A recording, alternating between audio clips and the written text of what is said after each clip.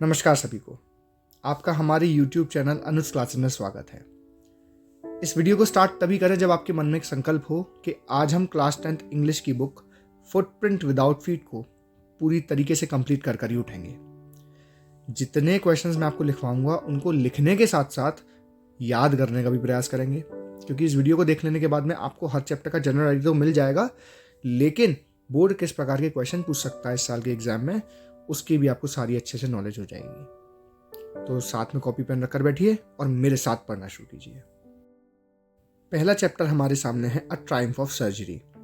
Triumph का मतलब होता है बहुत बड़ी जीत, अलौकिक जीत, विशाल जीत। और सर्जरी के कारण से कैसे जीत मिली इस चैप्टर में हम समझेंगे। जिन लाइन को मैं अंडरलाइन कर रहा हूं आप उन्हें अपनी कॉपी में लिख लें, जिससे चैप्टर के ओवरऑल की नोट्स याद हो जाएं। गलती क्या होती है मैं समझाता हूँ। चैप्टर हमें पूरा आता है, कहानी हम पूरी बता देंगे, लेकिन आंसर राइटिंग नहीं कर पाते। वो कैसे अच्छी होगी? जिन लाइंस को मैं बता रहा हूँ उनको याद करें, खुद से लिख कर देखें, तब जाके राइटिंग स्किल्स अच्छी होगी। तो पहले ये स्टोरी शुरू की गई है, लिखी गई है जेम्स हैरियट के द्वारा, और हैरियट ने अपना एक एक्सपीरियंस हमसे शेयर किया है जो उसे डॉग ट्रिकी के साथ हुआ था। जो ट्रिकी है वो एक डॉग है जो कि बिगाड़ दिया गया है अपनी ओनर के द्वारा। ट्रिकी बहुत खाता है, लाड़ प्यार ने उसे बिगाड़ रखा है। मिसेस फम्फेरी को लगता है वो हर वक्त कमज़ोर सा है, उसे ज़बरदस्ती खिलाती रहती हैं। ट्रिकी अपने ग्रीड की वजह से कभी मना नहीं करता है और खाता चलता है, जिससे फैट लेवल वो ओबीज हो चुका है बुरी तरीके से, इतना कि अब उसकी हेल्थ के साथ कॉम्प्रोमाइज़ हो रहा है। देखिए कई बार ऐसा होता है, माँ बाप भी लाड़ प्यार में अपने बच्चों को बिगाड़ देते हैं। तो ऐसा इस केस में मिसेस फम्फेरी जो कि ट्रिकी से बहुत प्यार करती हैं, उन्होंने उस प्यार के कारण से भी उसके लिए थोड़ा सा हार्मफुल हो गया, उसको बिगाड़ दिया। Tricky was the pet dog of Mrs. Fumferi. She was a rich lady. She, याद करें, she overfed him in spite of repeated warning from Tricky's vet. Tricky के vet यानी कि मिस्टर हैरियट, वेट यानी जानवरों के डॉक्टर। तो mister Harriet के लगातार बार बार वार्न करने के बावजूद भी वो उसे ओवरफीड करती गई। और due to over eating and not exercising, दो कारण याद करेंगे सभी, over eating and not exercising, वो बीमार पड़ गया। वो इतना फैट हो चुका था, मोटा चुका था कि भाई looked like a bloated sausage. Bloat का मतलब होता है हवा से भर जाना, फूल जाना, एक सॉसेज की तरह। और ऐसा लग रहा था मानो किसी सॉसेज के चारों तरफ पैर लगा दिए गए हों। वो दिखने में कुछ ऐसा हो गया था। उसकी आंखें वर ब्लड शॉट एंड रूमी, ऐसी सुस्त सी आंखें हो गई थी, ज्यादा फैट होने से हो जाता है। His tongue lolled from his jaws, उसके मुंह से ऐसे लटक रही थी उसकी जीभ। ट्रिकीज वेट, जो ट्रिकी के डॉक्टर थे यानी डॉक्टर हैरियट, सजेस्ट करते हैं कि ट्रिकी को हॉस्पिटलाइज होना पड़ेगा उसकी स्थिति को देखकर कुछ रातों के लिए, जिससे वो ट्रिकी को अपनी ऑब्जर्वेशन में रखेंगे और ट्रिकी का इलाज कर पाएंगे। He brought Tricki's to his surgery, वो ट्रिकी को अपने हॉस्पिटल लेकर आते हैं। जिस दिन वो आता है तो उसका दिन का बेड, रात का बेड, उसके खिलौने, उसका स्पेशल बाउल, छोटे छोटे कोट्स, वो सब उसकी गाड़ी में रखवाया जाता है हैरियट की। क्यों? क्योंकि ट्रिकी को कहीं डिस्कम्फर्टेड फील ना हो, उसे होम से घर की याद ना सताए, इसलिए वो सब चीज़ें उसके साथ भेजी जाएं। तो देखिए कितना प्रेम व्यक्त हो रहा है मिसेस फम्फेरी का। ठीक है। The vet did not give Tricki any medical treatment. और देखिए इस डॉक्टर हैरियट कितना दिमाग लगाते हैं और हमें एक मैसेज भी देते हैं कि अच्छा हेल्दी लाइफस्टाइल बड़ी से बड़ी बीमारियों को ठीक कर देता है।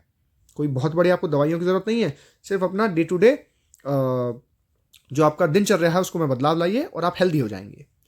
उन्होंने क्या करा? He did not give Tricki any medicinal treatment, कोई मेडिसिनल ट्रीटमेंट नहीं दिया। 2 दिन के लिए ट्रिकी को सिर्फ और सिर्फ, याद करें, plenty of water to drink but no food. तीसरे दिन उसने थोड़ा थोड़ा अपने आसपास के एनवायरनमेंट में मूव करना शुरू करा। उसके बाद से उसकी प्रोग्रेस रैपिडली बढ़ती गई।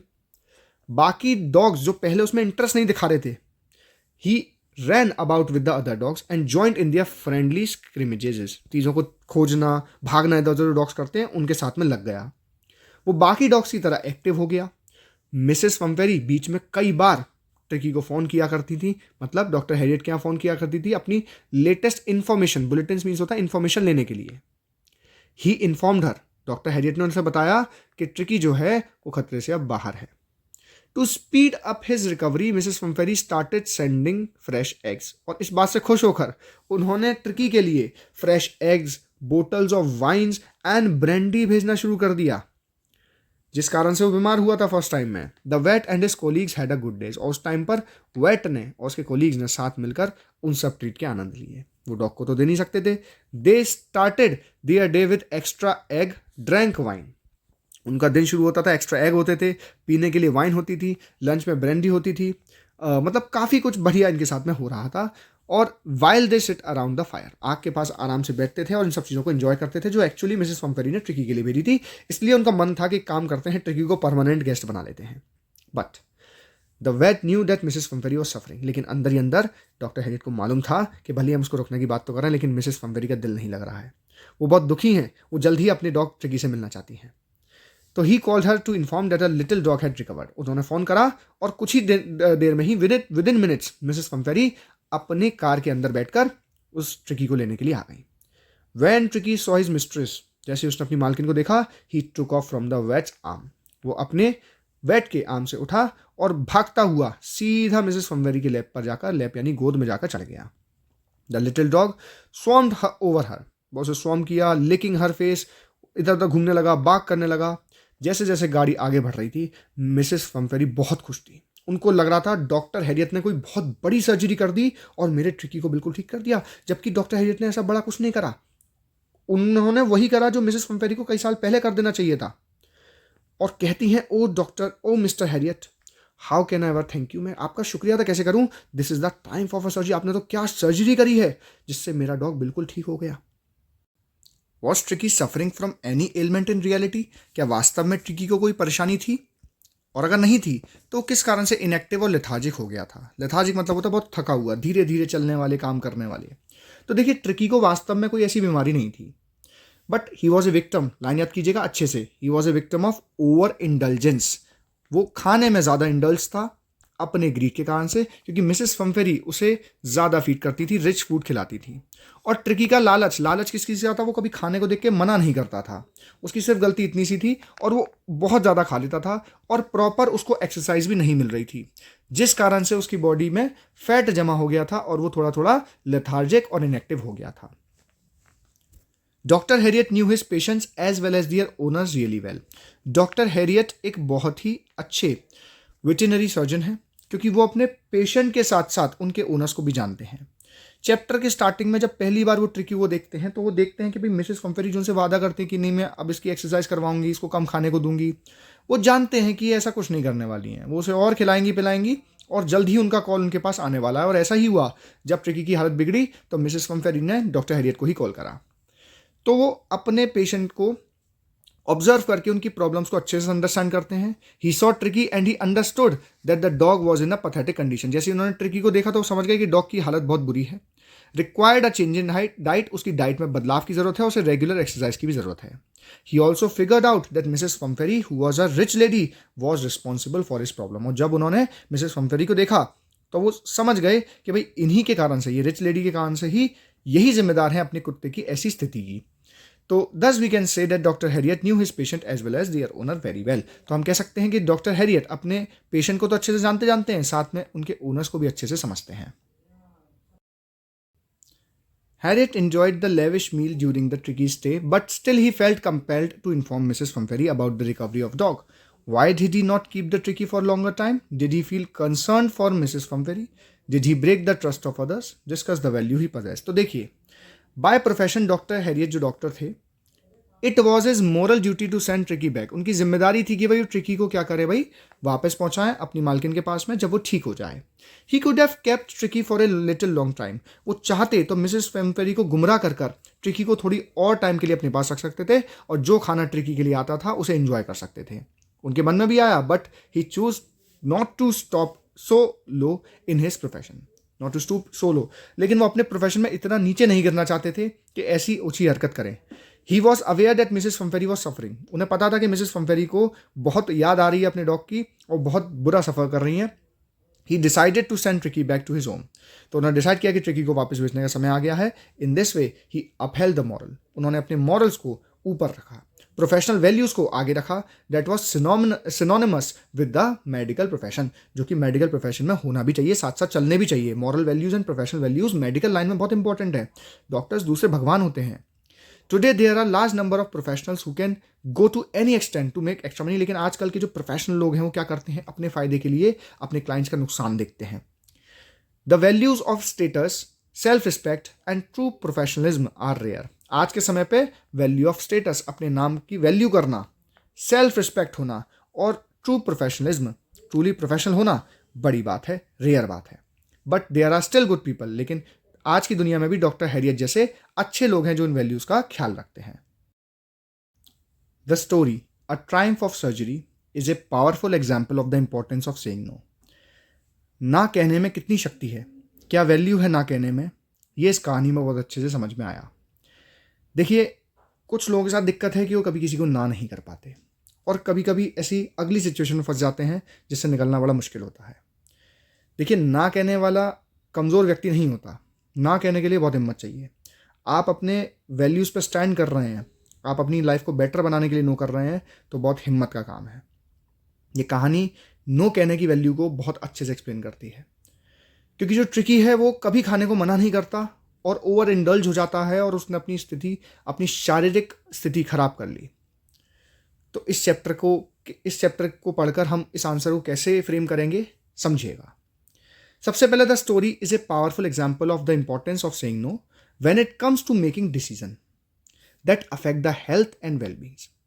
भाई, बहुत लोग शराब को, जो खराब चीज़ें हैं, ना करते हैं। क्यों? अपनी हेल्थ की चिंता है। उसमें लिखा है कि भाई डिसीजन लेते टाइम जो आपकी हेल्थ को असर डालते हैं और वेलबींग्स पर असर डालते हैं, whether it be for pets और फॉर पीपल, चाहे वो लोग हों चाहे वो जानवर हों। मिसेस पंफेरी का जो प्यार था, ओवर इंडल्जेंस थी अपने डॉग ट्रिकी को लेकर, leads to the dog becoming severely overweight and unhealthy. ज़्यादा प्यार से भी दिक्कत होती है, ये हमने देखा। डिस्पाइट हैरियट की एडवाइस मिलने के बावजूद भी उन्होंने उसका कोई डाइट रिजीम फॉलो नहीं करवाया, कोई एक्सरसाइज रिजीम फॉलो नहीं करवाया और Mrs Pumphrey is unable to say no, उसे मना नहीं कर पाई and abstain from overfeeding the dog, और खुद को रोक नहीं पाई, उसको खिलाती चली गई। और ट्रिकी बहुत बुरा बीमार पड़ गया अपनी वेट के कारण से और अनहेल्दी हैबिट के कारण से। तो इस स्टोरी में हमें पता चला कि कभी कभी ना करना ही एक अच्छा ऑप्शन होता है एक हेल्दी लाइफ की तरफ स्टीयर करने के लिए। हम इसको ट्रिकी की निगाह से भी रख सकते हैं कि अगर वो रिफ्यूज़ करे, अपनी ग्रीड को कंट्रोल करे, अपने मन के अंदर जो मन उसको खाने को देख के जो तीव्रता जनरेट होती है कि मैं इस खाने को खा लूँ, उसको कंट्रोल अगर कर पाता और मना कर पाता, रिफ्यूज़ करता अपने तरीके से, तो भी शायद वो एक हेल्दी लाइफ की तरफ बढ़ सकता था। This episode describes the silly behaviour of A rich women. इस एपिसोड को पढ़कर, यानी इस कहानी को पढ़कर, हम एक रिच वुमेन के बारे में जाने who is foolishly indulgent perhaps because she is lonely. वो ज़रूरत से ज़्यादा इंडल्जेंट थी, फुलिशली। वो अपने डॉग को प्रेम में ही बिगाड़ दिया, उसकी हेल्थ के साथ कॉम्प्रोमाइज़ किया। क्या इसलिए कि वो लोनली थी? Do you think such people are merely silly? क्या आपको लगता है ऐसे लोग सिर्फ सिली होते हैं या उनके एक्शंस दूसरों को हार्म कर सकते हैं? तो I think that people like Mrs Pumphrey are over indulgent because of loneliness. Tricki के अलावा मिसेस पंफेरी की लाइफ में और कोई नहीं था। शी कैन बी कॉल्ड सिली, उन्हें सिली कहा जा सकता है because she lakhs common sense. उनमें कॉमन सेंस नहीं था, क्योंकि सबको मालूम है ओवर ईटिंग के कारण से और फिजिकल एक्सरसाइज ना होने के कारण से डॉग बीमार पड़ जाएगा। जिसको इतना प्यार करती हैं उसकी चिंता होनी चाहिए थी, उसकी हेल्थ के लिए कंसर्न होना चाहिए था। फिर भी she feeds her dog with umpteen delicious and does not exercise in daily, यानी कि बहुत ही डिलीशियस चीज़ें उसे खिलाती थी और उसमें उसको एक्सरसाइज भी नहीं करवाई। This leads to Tricki being terribly ill, जिस कारण से वो बहुत ज़्यादा बीमार पड़ गया। It was only the good sense of doctor Herriot, वो तो डॉक्टर हैरियट का भलाव कि उन्होंने ट्रिकी को बचा लिया। ऐसे लोगों के ज़्यादा प्रेम दिखाने से भी दूसरों को हार्म हो सकता है, इस चैप्टर में हमने पढ़ा। नेक्स्ट स्टोरी काफ़ी हार्ट टचिंग है। ये स्टोरी प्रूव करती है कि ईमानदारी एक चॉइस है। ये कहानी रस्किन बॉन्ड के द्वारा लिखी गई है। ये कहानी में एक 15 साल का चोर है जो himself is the narrator of the story, जो खुद स्टोरी का नरेटर भी है। He tells about his transformation from a thief to a honest person. और इस कहानी में उसने हमें बताया कि कैसे वो एक चोर होने से एक ईमानदार व्यक्ति में परिवर्तित हुआ। Hari Singh was an experienced and fairly successful thief. उसका जो शॉर्ट रन था अपने इस प्रोफेशन में, चोरी में, वो काफ़ी सक्सेसफुल था। उसको एक आदमी मिलता है रेसलिंग मैच देखता हुआ, अनिल। वो अनिल को ठगने की कोशिश करता है और सोचता है इसी प्रकार के लोगों को मैं बेवकूफ़ बनाकर ऑलरेडी अपना काम चला रहा हूँ। अब अनिल उसी से ही मैच करता हुआ एक आदमी है। He offers to work for Anil only for food as he thought him to be a gullible and trusting. उसे लगता है थोड़ा सा सीधा सच्चा सा आदमी है, इसको तो मैं आराम से बेवकूफ़ बना दूंगा। वो अनिल के घर पे रहना शुरू करता है उसके साथ में। His main purpose was to rob Anil. Main purpose क्या था? चोरी करना। Anil shows full trust in the boy, लेकिन जो अनिल है वो एक ऐसा व्यक्ति है जो उस बच्चे में, हरी सिंह में, हरी सिंह तो उसने अपना नाम बताया है, एक्चुअल नाम तो इस कहानी में उसका हमें पता ही नहीं है। वो अपने नाम हर दिन बदलता रहता था, जिससे वो अपने फॉर्मर क्लाइंट्स यानी कि जिनसे वो पहले पैसे चुराता था या पुलिस से एक कदम आगे रहे। लेकिन अनिल उस लड़के पे पूरा भरोसा करता है। He even gives him the key of the house, अपने घर की चाबी भी उसे देता है और उसे पढ़ाता भी है। He knows that the boy makes money in his daily purchases. उसे पता है कि जो हरी सिंह को जो थोड़ा बहुत पैसा बच जाता है वो उससे रख लेता है। अनिल कभी उस चीज़ को माइंड नहीं करता। He teaches the boy how to read and write. और एक दिन Anil small bundle of notes लेके आता है। उसकी कुछ बुक बिकी होती हैं पब्लिशर से, तो उसे पैसे मिलते हैं। जब अनिल सो रहा होता है, मनी उसकी चटाई के नीचे रखा हुआ होता है। बॉय इसको देखता है और खुद को दिलासे देता है कि देखो भाई, ये तो मुझे पैसे दे ही नहीं रहा है और मेरी प्रैक्टिस भी छूट गई चोरी की, तो अब मुझे पैसे चुराने चाहिए। जब हम कुछ गलत कर रहे होते हैं तो हमारा माइंड हमें कई सारे रीज़न बताता है कि नहीं भाई, तू सही कर रहा है, देख ये कारण है, ये कारण है, ये कारण है। अरे नहीं, ये ब्रेन के तरीके हैं। वो भी क्या करता है? पैसे को चुरा लेता है और वहां से भाग जाता है। He wants to catch the Lucknow Express but he hesitates. वो सोचता है कि मैं लखनऊ एक्सप्रेस पकड़ के यहाँ से निकल जाऊंगा, लेकिन पता नहीं क्या होता है, वो हेजिटेट करता है किसी कारण से, नहीं चढ़ पाता। ट्रेन को निकलते हुए देखता है। The boy leaves the platform, platform से वापस आता है। He does not know where to spend the night. उसे नहीं पता कि अब वो रात कहाँ गुजारेगा। He knows no other man than Anil, क्योंकि उस पूरे शहर में अनिल के अलावा किसी को नहीं जानता, उसी को लूट आया है। He also knows that on discovering about the theft, जब उसे पता चलेगा अनिल को कि मैंने उसके पैसे चुराए, उसे बड़ा दुख होगा। और उसे पैसों का दुख नहीं होगा, लेकिन उसे दुख होगा कि उसका भरोसा टूट गया। वो अपनी गलती को रियलाइज करता है। He also realises that now he would not be able to continue studies, कि वो आगे नहीं पढ़ पाएगा। The realisation dawns on him, एकदम से उसे रियलाइज होता है। और if he becomes a learned man then he could be able to earn more than a few hundreds. और सोचता अगर मैं कुछ टाइम और रुक जाता उसके पास में, तो मैं इतना पढ़ना लिखना सीख जाता कि इससे भी कई ज़्यादा पैसे बना लेता। He starts heading back to Anil's house. वो अनिल की घर की ओर वापस जाना शुरू करता है। रास्ते में बारिश होती है और he is drench to skin by heavy rain. पूरे जो उसके ऊपर कपड़े होते हैं उनको चिपक जाते हैं, पतला सा तो होता ही है, तो बारिश होने के कारण से गीले कपड़े उसके शरीर से चिपक जाते हैं।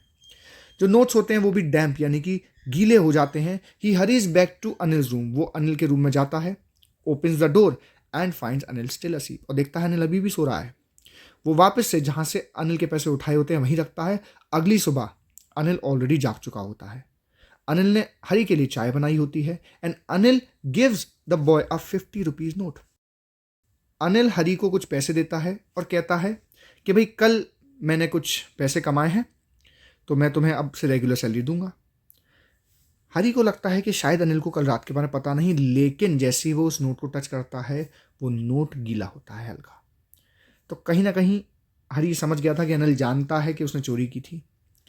Anil is aware about the boy stealing the money, क्योंकि नोट अभी भी डैम थे, लेकिन वो फिर भी उससे कुछ नहीं कहता। Instead he starts teaching the boy how to write sentences. और जो स्माइल आखिर में हरी सिंह अनिल को करता है वो एक जेन्युइन स्माइल है। चैप्टर की शुरुआत में भी वो उसे देख के स्माइल करता है, लेकिन वो सिर्फ और सिर्फ अपने फायदे की स्माइल थी कि कैसे वो उसे मैनिपुलेट करके उससे पैसा ऐंठना चाह रहा था। लेकिन अंत में जब वो स्माइल करता है तो ट्रू वैल्यू समझ गया, दोस्ती की वैल्यू समझ गया, ट्रस्ट की वैल्यू समझ गया। The kind action of Anil changes the heart of the boy. एक छोटे से एक्शन में, और ऐसा कुछ अनिल ने किया नहीं है, अनिल ने सिर्फ भरोसा रखा। तो भरोसा रखने से किसी व्यक्ति में परिवर्तन लाया जा सकता है, वो भी इस चैप्टर के थ्रू हमें पता चल सकता है। A character arc. Character arc एक बदलाव होता है हमारे कैरेक्टर का, जैसे जैसे हम स्टोरी पढ़ते पढ़ते उसका डेवलपमेंट देखते हैं। जब वो अलग अलग एक्सपीरियंस में अंडरगो करता है, चैलेंजेस झेलता है, इंट्रैक्शन करता है बाकी कैरेक्टर के साथ में, तो जो चीज़ डेवलप होकर आता है उसे हम कैरेक्टर आर्क कहते हैं। इस चैप्टर में एक बहुत ही खूबसूरत आर्क है हरी सिंह का, जो कि एक चोर से एक जेन्युइन, एक ईमानदार व्यक्ति बन पाया अनिल के भरोसे के कारण से। तो रस्किन बॉन्ड की कहानी के हिसाब से इस पूरे कैरेक्टर आर्क को समझाना है। तो जो थीफ का कैरेक्टर आर्क है स्टोरी में, वो बहुत सुंदर ट्रांसफॉर्मेशन शो करता है from a career criminal to a person who learns to trust, जो भरोसा करना सीख गया और मेहनत करना सीख गया अच्छी जिंदगी के लिए। It can be observe that the thief struggles with his own moral compasses through out the narrative. हमने देखा वो बीच बीच में कभी अपने ही स्ट्रगल्स में अंदर लगा रहा, कभी कभी खुद को दिलासा देता नहीं मुझे चोरी कर लेनी चाहिए, और अंत में खुद ट्रेन को जाते हुए देखता है। At first he solely focused on his own personal gain. कैसे चेंज आया इसके कैरेक्टर में? शुरुआत की स्टोरी के अंदर में ये सिर्फ अपने फायदे के लिए ही ध्यान दे रहा था and uses his skills as a thief, और शुरुआत में सिर्फ चोरी चकारी करता था। हाउएवर जैसे जैसे उसने अनिल के लिए काम करा, उसका एक रिश्ता अनिल के साथ बन गया। He becomes conflicted about his intention to steal from him, और ऐसे व्यक्ति से चोरी करना जिसने जिसने आपके ऊपर भरोसा कर रखा हो, वो ज़्यादा दुखदाई था। Ultimately he succumbs his to his desire for money and steal from Anil. अंत में क्या करता है, इसकी जो मनी की डिज़ायर होती है उसमें खप जाता है ना, और उस आगोश में आकर पैसा चुरा लेता है। लेकिन बाद में उसे इसका गिल्ट, ये लाइन याद करें, he feels guilt and remorse, पछतावा भी होता है उसके बाद में। He choose to resist the temptation, लेकिन वो अपनी टेम्पटेशन को राइज करता है, डिजायर्स को राइज करता है, और अपने एक्शंस के कॉन्सिक्वेंसेस के बारे में भी जानता है, समझता है। उसके अंदर जो इंटरनल कॉन्फ्लिक्ट चल रहा था एक चोर का और एक अच्छे इंसान का, उसे अंत में अच्छा इंसान बनाने में मजबूर करता है। तो the internal conflict highlights the thief characters growth change through out the story, कि कैसे उसमें बदलाव आया इस कहानी में हम पढ़ पाए। The story implies that the thief has realised that the life of crime is not fulfilling. वो समझ गया कि जो क्राइम की लाइफ है फुलफिलिंग नहीं है, and that he is now open to exploring new opportunities for better life. और वो पढ़ लिख कर अपनी जिंदगी का एक नया आयाम, नई अपॉर्चुनिटीज ग्रैब करना चाहता है। तो आंसर फ्रेमिंग याद रखिए, कैरेक्टर आर्ट से रिलेटेड पूछा है तो एक कैरेक्टर आर्ट पकड़ा, उसको पूरी तरीके से एक्सप्लेन करा। ट्रस्ट एंड कंपैशन, किसी पर भरोसा और किसी के प्रति प्रेम किसी भी व्यक्ति को ट्रांसफॉर्म रिफॉर्म कर सकता है। Justify this statement in the light of the lesson thief story. तो जैसा हमने इस चैप्टर में देखा, लिखा कितने अच्छे से रहा है, अब आंसर देखिए। Trust and compassion can definitely reform a person. Hari Singh the thief came to live at in Anil house with the sole intention, उसकी अकेली इंटेंशन क्या थी? Of robbing him. But gradually, he began to realize that Anil was one of the most trusting people he had ever met. इस अनिल से ज़्यादा भरोसा कभी किसी ने उस पर नहीं किया था, घर की चाबी तक दे रखी थी। Hari felt a sense of empathy, compassion from Anil, बहुत सहानुभूति, प्रेम मिला उसे अनिल से जो उसने अपनी लाइफ में कभी एक्सपीरियंस नहीं किया था। And it became difficult for him to rob Anil, इसलिए मुश्किल था अनिल को रॉब करना। उसने अल्टीमेटली उसे रॉब किया, but he could not run away with that money, लेकिन भागा नहीं। He knew that Anil would be heartbroken, उसे पता था अनिल को बहुत दुख होगा जब वो जानेगा कि उसने चोरी की है। However, it would not be over the lost money, लेकिन जो दुख होगा वो चोरी के लिए शायद ना हो, लेकिन भरोसा टूटने के लिए जरूर होगा। उसे वो चेहरा बार बार याद आ रहा था। He also realized that he would never be able to learn, और अगर उसने इस मौके को, यानी अनिल को अगर छोड़ दिया तो कभी पढ़ना लिखना नहीं सीख पाएगा। Because no one would teach him, कोई इसको इतने प्यार से नहीं पढ़ाएगा, इतने पेशेंस से नहीं सिखाएगा जितना अनिल ने करा है। तो डिसाइड करता है he should go back to Anil and return his money. Anil trust and compassion, तो हमने देखा कि कैसे अनिल के ट्रस्ट और भरोसे ने, प्रेम ने हरी सिंह को बदल दिया, और इस तरीके से बदल दिया कि उसने चोरी पूरी तरीके से छोड़कर एक अच्छी जिंदगी चुनने का डिसीजन लिया। Why did Hari Singh smile in the most appealing way towards the end of the story? बहुत ही अपीलिंग, बहुत ही जेन्युइन स्माइल वो क्यों करता है अनिल को? तो देखिए, हरी रिग्रेटेड, हरी को पश्चाताप हुआ था कि उसने अनिल से चोरी किया है। He went back to Anil in the morning. He realized that Anil knew that he had been robbed. उसे मालूम था कि अनिल जानता है कि मैंने उसे चोरी की है, but Anil decided to ignore, लेकिन अनिल कभी अपने मुंह पर वो बात नहीं रखता और उस बात को इग्नोर करता है कि जो हो गया वो हो गया। And said that he would पे, और आगे ये और कहता है कि वो अब उसे रेगुलरली पे करेगा और उसे सेंटेंसेस पढ़ना भी सिखाएगा, बनाना भी सिखाएगा।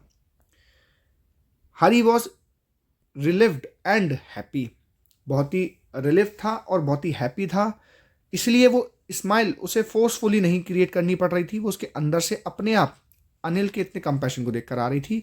ही smiled at Anil in the most appealing way to ask forgiveness for what he had done, और एक तरीके से वो माफ़ी भी थी कि तुम मुझे माफ़ करो, मैं तुम्हारे साथ ऐसा किया, अब मैं तुम्हारी शरण में आने को तैयार हूँ। तो वो जो स्माइल थी वो बहुत जेन्युइन और डीप हार्ट से उसके वो मतलब वो स्माइल जनरेट हुई थी। How did Hari Singh justify to himself his stealing money? Hari Singh खुद को क्या क्या दिलासे देता है अनिल से पैसा चुराने के? तो पहला वो कहता है कि दैट ही हैज़ हैबिट, कि भाई उसकी हैबिट खत्म हो गई और रेगुलर प्रैक्टिस अब जो हो रही है वो खराब हो जाएगी अगर उसने अनिल से नहीं चुराया तो। ठीक है। स्टीलिंग वॉज हिज हैबिट, उसकी आदत थी, और अगर वो उसकी प्रैक्टिस नहीं करेगा तो खराब हो जाएगी। ही ऑल्सो थॉट अगर वो पैसा नहीं लेगा अनिल से तो वो वैसे भी अनिल उसे अपने दोस्तों पे वेस्ट कर देगा।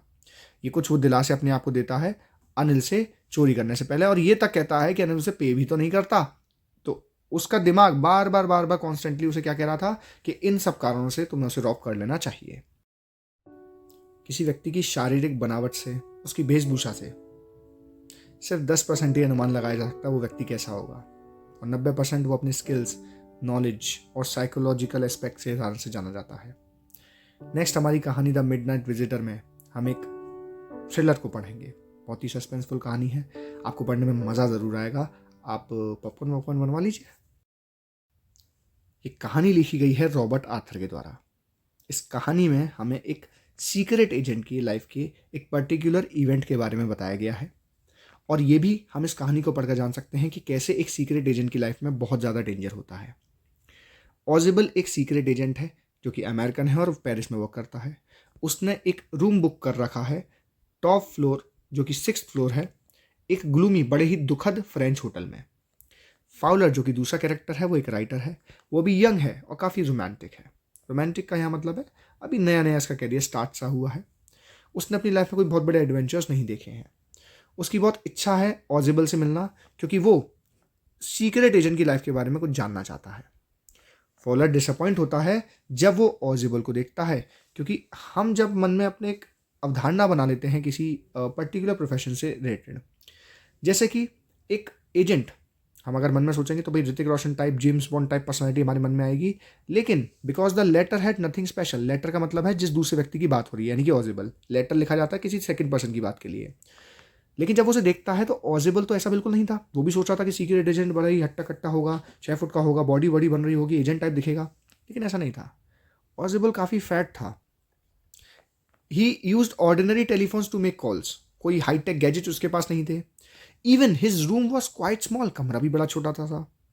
Both of them had spent a dull evening in the French music hall, दोनों ने ही अपना समय वेस्ट किया, क्योंकि फॉलर उसके बारे में जानना चाह रहा था, उसको पीछे से स्टॉक कर रहा था, तो उन्होंने अपना पूरा का पूरा इवनिंग फ्रेंच म्यूजिक हॉल में वेस्ट करा। Then they went to Ausable room, फिर वो ऑजिबल के रूम में गए। Ausable told Fowler that he should be cheerful as he was about to see something important. Ausable Fowler को बताता है कि तुम अब खुश हो जाओ क्योंकि मैं तुम्हें कुछ इंपॉर्टेंट दिखाना चाहता हूँ। He was going to have hold of an important paper soon, जल्द ही उसके पास में एक इंपॉर्टेंट पेपर आने वाला है। दैट वॉज ए रिपोर्ट, जो कि एक रिपोर्ट है for which several men and women had risk their lives, और वो इतनी इंपॉर्टेंट है कि लोगों की जिंदगी दांव पे लगी है उसके लिए। That report might well affect the course of history, और इतिहास बदल कर रख देगी ये रिपोर्ट एक न एक दिन। ऑजिबल दरवाजा खोलता है और देखता है, फॉलर अंदर जाता है। Ausable close the door behind him, Ausable दरवाजा बंद करता है और तभी लाइट जलाता है। जैसे ही लाइट पूरे कमरे में आती है, Fowler had real thrill of the day. Fowler तो कांप जाता है बिल्कुल, क्योंकि वो देखता है कि कमरे के बीचों बीच एक आदमी पिस्टल लेके खड़ा हुआ उनकी तरफ पॉइंट कर रहा है। The other man was also secret agent, और जो दूसरा व्यक्ति है इस कहानी में वो भी एक सीक्रेट एजेंट है जो कि जर्मनी के लिए काम करता है। उसका नेम है max.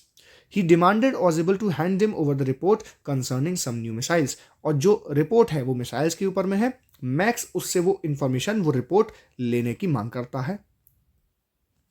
Ozible sat on a armchair, Ozible एक आर्म चेयर पे बैठता है और कहता है he was really going to take the management of the hotel to ask and make life hell of them.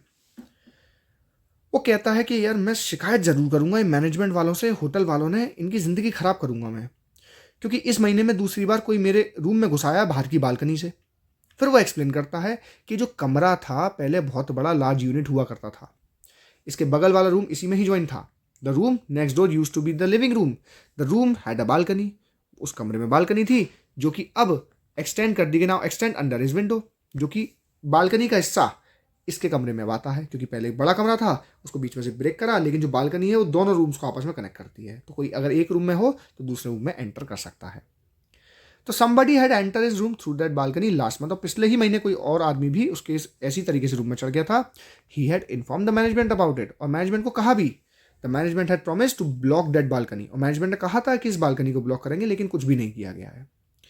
Max ने कहा अरे मुझे कोई बालकनी की जरूरत ही नहीं है, मेरे पास तो एक पास की है, जिससे वो ऑजिबल के कमरे में आया। He then asked Fowler to sit down, वो कहता है और फॉलर से कि बैठ जाओ, as they have to wait for half an hour, क्योंकि तुम्हें अभी आधा घंटा इंतजार करना है, रिपोर्ट आने में टाइम है।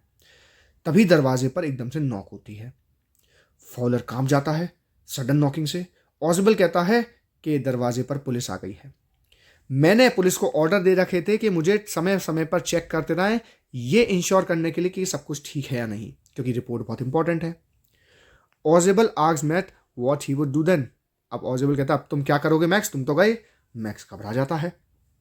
तभी नॉक भरती चलती है। मैक्स ऑजिबल से कहता है तुम पुलिस को यहां से रफा दफा कर दो। वो जल्दबाजी में खिड़की की तरफ जाता है, उनकी तरफ बंदूक करके। Max came on the window still, बैठता है उस विंडो पर एंड ड्रॉप हिमसेल्फ, बालकनी में गिरता है। तभी एकदम से चीखने की आवाज़ आती है और किसी के थंप गिर जाने की आवाज़ आती है, क्योंकि वास्तव में वहाँ कोई बालकनी थी ही नहीं।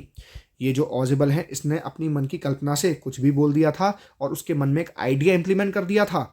तो इसी थिंकिंग के चक्कर में वो कंफ्यूज हो गया। कोई कोई बालकनी वहाँ नहीं थी। ये ऊपर की कहानी बिल्कुल क्या थी, बोगस थी, अपने मन से उसने बनाई थी, जिससे वो मैनिपुलेट हो गया। और मैक्स सीधा 6 फ्लोर से ज़मीन पे गिरता है। द डोर ओपन, दरवाज़ा खुलता है, उसमें से वेटर आता है ट्रे ऑफ ड्रिंक लेकर। कोई पुलिस नहीं थी। ऑजिबल ने इस पूरी कहानी को बनाया था और बालकनी को भी क्रिएट किया था अपने मन से। पुलिस वुलिस कुछ नहीं थी जिससे वो मैक्स से बच पाए।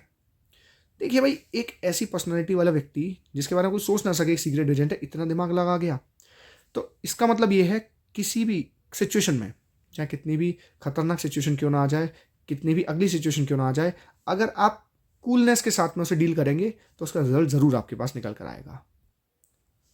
The various elements of Robert Arthur's writing style. Robert Arthur's ने कई सारी स्टोरीज लिखी हैं जिसमें वो एक सेंस ऑफ टेंशन क्रिएट करते हैं अपनी राइटिंग की मदद से। अनसर्टेनिटी, अगला पल क्या होगा नहीं पता चलता, सस्पेंस क्रिएट करते हैं, जो कि मिस्ट्री और सस्पेंस जॉनरा के लिए बहुत अच्छा है। तो मिडनाइट विजिटर का इस्तेमाल कर कर इसको समझाइए कोई भी एक एलिमेंट। तो author employees various elements of writing style. एक राइटिंग स्टाइल के एलिमेंट नहीं, कई सारे राइटिंग स्टाइल के एलिमेंट्स यूज करते हैं जिससे सेंस ऑफ टेंशन क्रिएट हो, सस्पेंस क्रिएट हो, क्योंकि इस प्रकार के जॉनरा में ये चीज़ें अच्छी रहती हैं। वो क्या करते हैं, सबसे पहला उन्होंने क्या करा है, उसका स्किल बनाया, he make skilful use of language. वो लैंग्वेज का ऐसे यूज करते हैं कि टेंशन क्रिएट होती है। पूरी स्टोरी में उन्होंने छोटे छोटे शॉर्ट पंची सेंटेंसेस का इस्तेमाल करा जिससे अर्जेंसी, जल्दबाजी दिखती है। Feeling of that events, feeling आती है कि क्या होने वाला है, अनफोल्डिंग क्विकली, कुछ चीज़ जल्दी से हो रही है, एकदम से नॉक नॉक नॉक आ रही है। अनप्रिडिक्टेबल, वेटर अंदर आ गया, बिल्कुल प्रिडिक्ट नहीं किया जा सके। तो छोटे छोटे सेंटेंस को अर्जेंसी के साथ लिखने से एक सेंस ऑफ टेंशन क्रिएट होता है, जिससे मोमेंटम बनता है, कीप द रीडर्स इंगेज, जिससे रीडर बोर नहीं होता और इंगेज रहते हैं कहानी में। And also conveying a sense of unease, पढ़ने वाले को अनईज लगता है और अर्जेंसी सी लगती है, जो कि सस्पेंस वाली स्टोरीज के लिए, थ्रिलर वाली स्टोरीज के लिए परफेक्ट वर्क करता है। स्टेट वन लाइकली रीजन, वो ऐसा क्या कारण हो सकता है कि हमारा जो ऑजिबल कैरेक्टर है उसको शॉर्ट एंड फैटी चुना गया। तो उसका कारण ये है क्योंकि he wanted to draw the attention of the readers towards Ausable wits and mental ability, क्योंकि वो पढ़ने वालों का ध्यान ऑजिबल के विट, समझदारी, मेंटल एबिलिटी पर देखना चाहता था कि वो कैसे किसी ग्रेव, खौफनाक, खतरनाक सिचुएशन को हैंडल करता है। It seems that he wanted to give a strong message. वो ये बताना चाहता था कि मसल पावर से ज़्यादा स्ट्रॉन्ग ब्रेन पावर होती है, कि ब्रेन ज़्यादा इंपॉर्टेंट है when it comes to handling grave situation. Next question हमसे कह रहा है what is the significance of the balcony in the midnight visitor. Balcony का क्या सिग्निफिकेंस है। देखिए, पूरी स्टोरी एक तरीके से ना बालकनी की वजह से ही क्या है सक्सेस रही, क्योंकि अगर वो कहानी नहीं बनाता बालकनी की तो शायद ऑजिबल जीवित नहीं रहता। द बालकनी और rather the absence of balcony is the utmost significance, बहुत ज़्यादा सिग्निफिकेंट रखती है, यानी कि इंपॉर्टेंट है स्टोरी के लिए, क्योंकि Ausable invents the story of balcony so that Max could be, ये याद रखिएगा, Max could be tempted to use it when there is a knock at the door.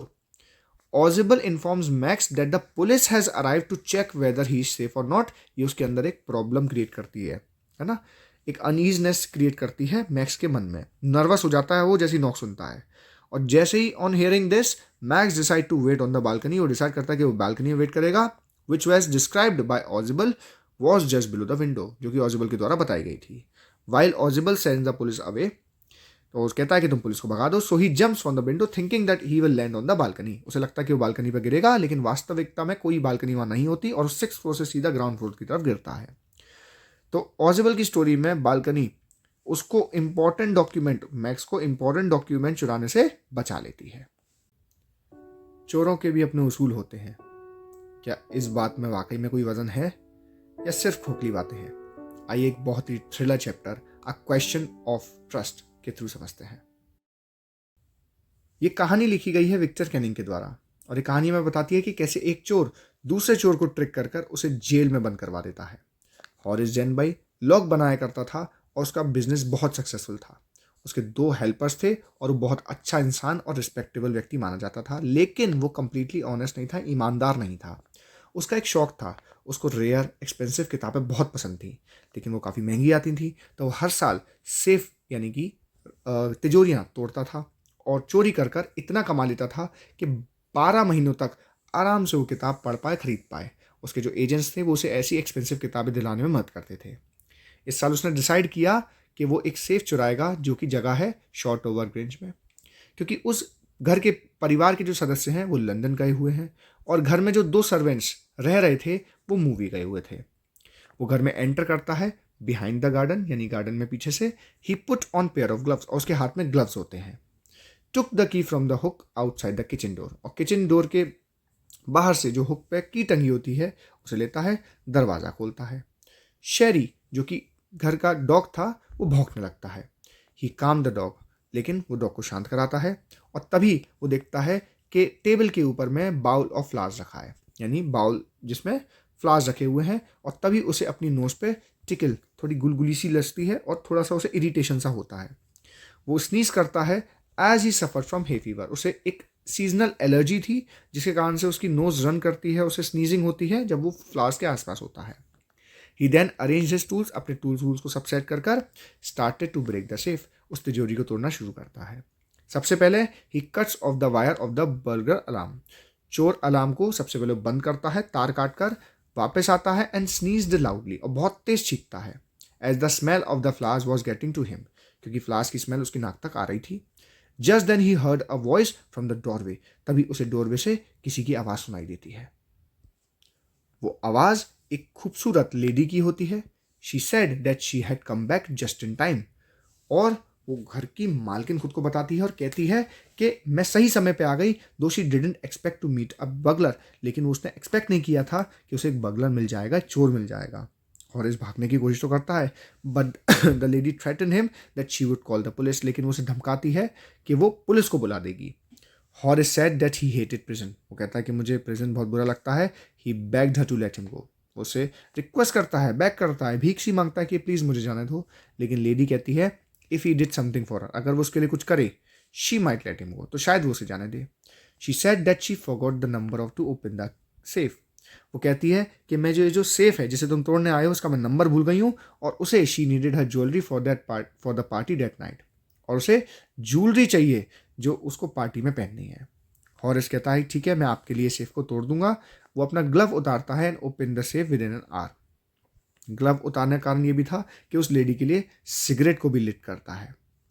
वो क्या करता है, ही गिव हर द ज्वेल्स, उसे ज्वेल दे देता है और वहां से राजी खुशी चला जाता है।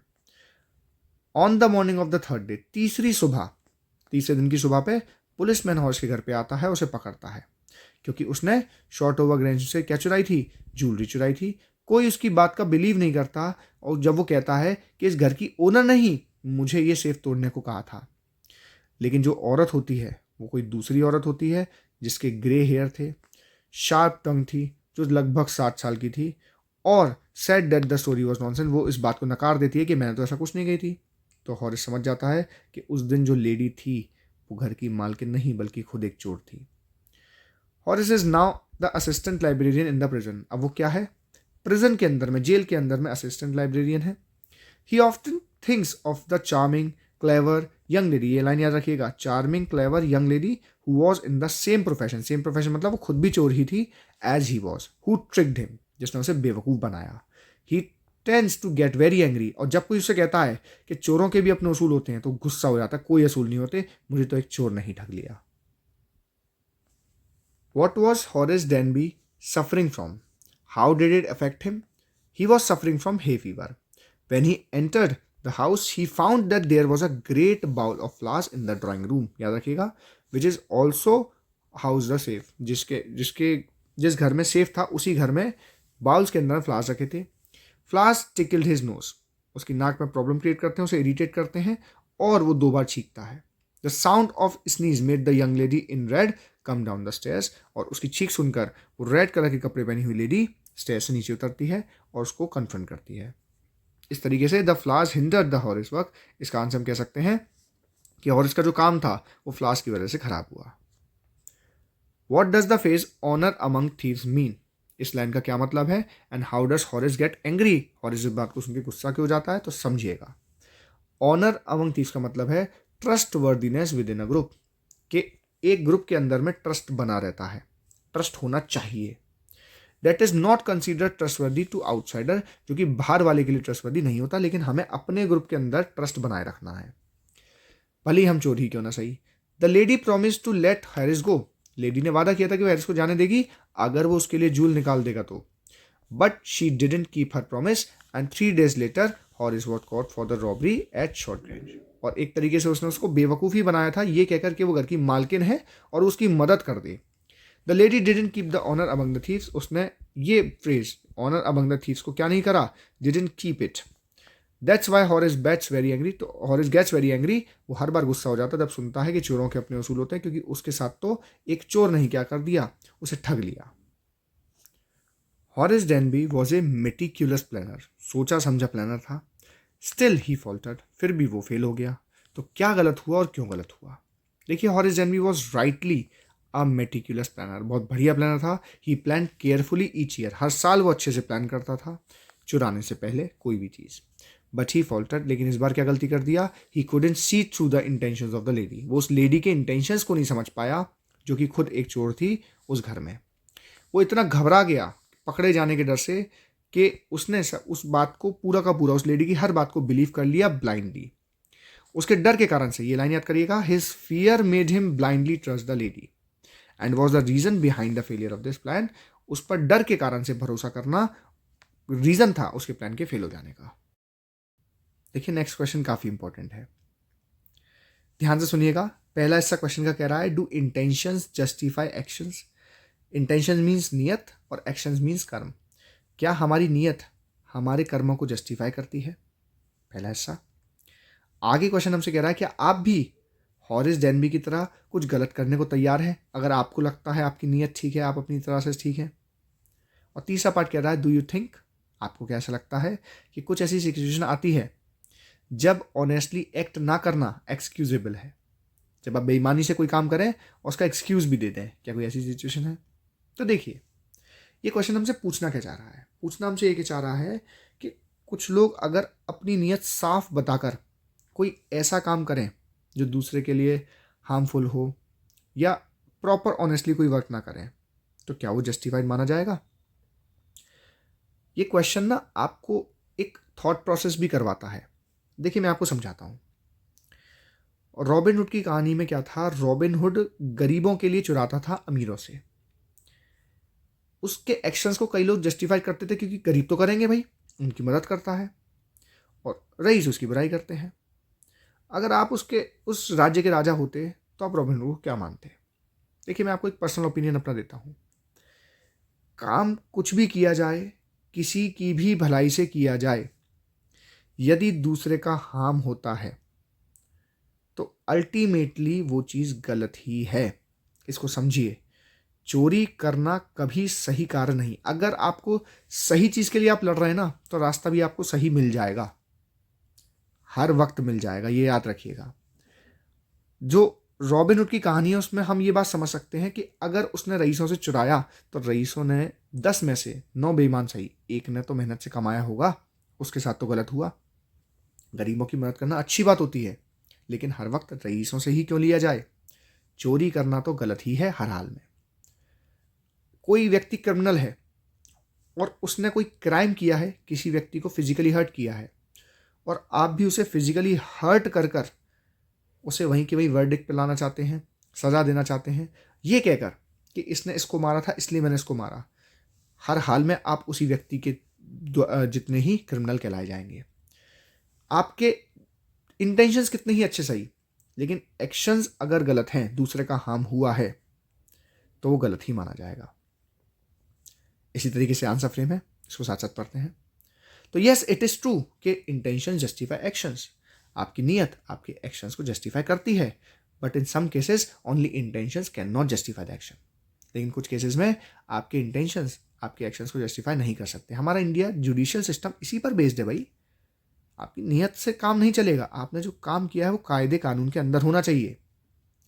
It is important that right intention should be accompanied with justifiable means. आपके मीन्स जस्टिफाइबल होने चाहिए, समाज में लोगों से एक्सेप्ट करें। In the case of Horace Danby, his intention of buying rare books, उसका इंटेंशन क्या था? उसे तो भाई किताबें खरीदनी थी, उसका शौक था, अपना शौक पूरा कर रहा था। ये तो हम कमेंडेबल है, एक्सेप्ट कर सकते हैं, लेकिन उसका जो जरिया था, but the means that he used to fulfil his hobby was not justified. चोरी करना, दूसरे के यहाँ से चुराना जस्टिफाइड तो नहीं है।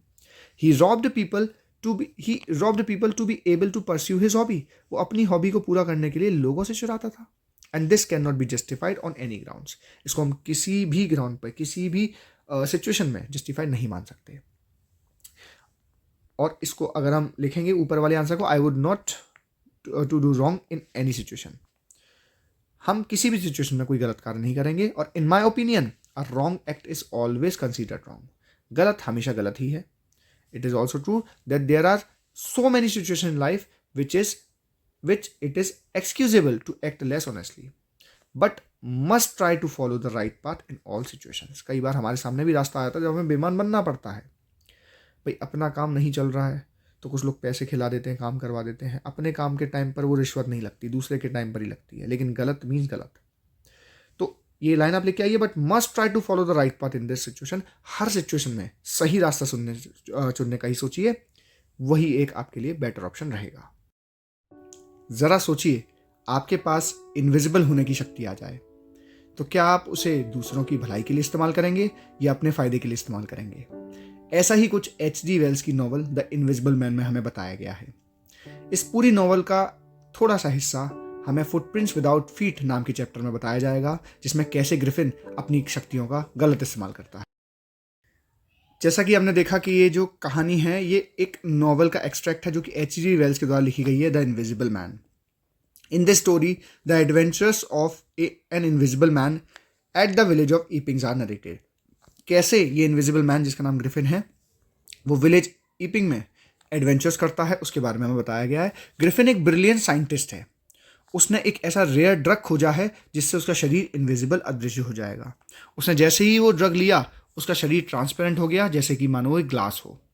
लेकिन ग्रिफिन ना एक लॉलेस व्यक्ति है, यानी कानून के दायरे में रहकर कोई काम नहीं करता है। He was disliked by his landlord who wanted to eject him out of his house. उसका खुद का मकान मालिक भी उससे बहुत नफरत करता था, उसे घर से निकालने को कह रहा था। गुस्से में आकर ग्रिफिन ने उसी के घर में क्या लगा दी? आग लगा दी। Then he removed his clothes, और अपने कपड़े बाहर निकाल दिए जिससे कोई उसे देख ना पाए। This made him look invisible, जिससे पूरी तरीके से अदृश्य हो गया। And thus he was able to escape without being seen by anyone, और वहां से बचकर निकल आया।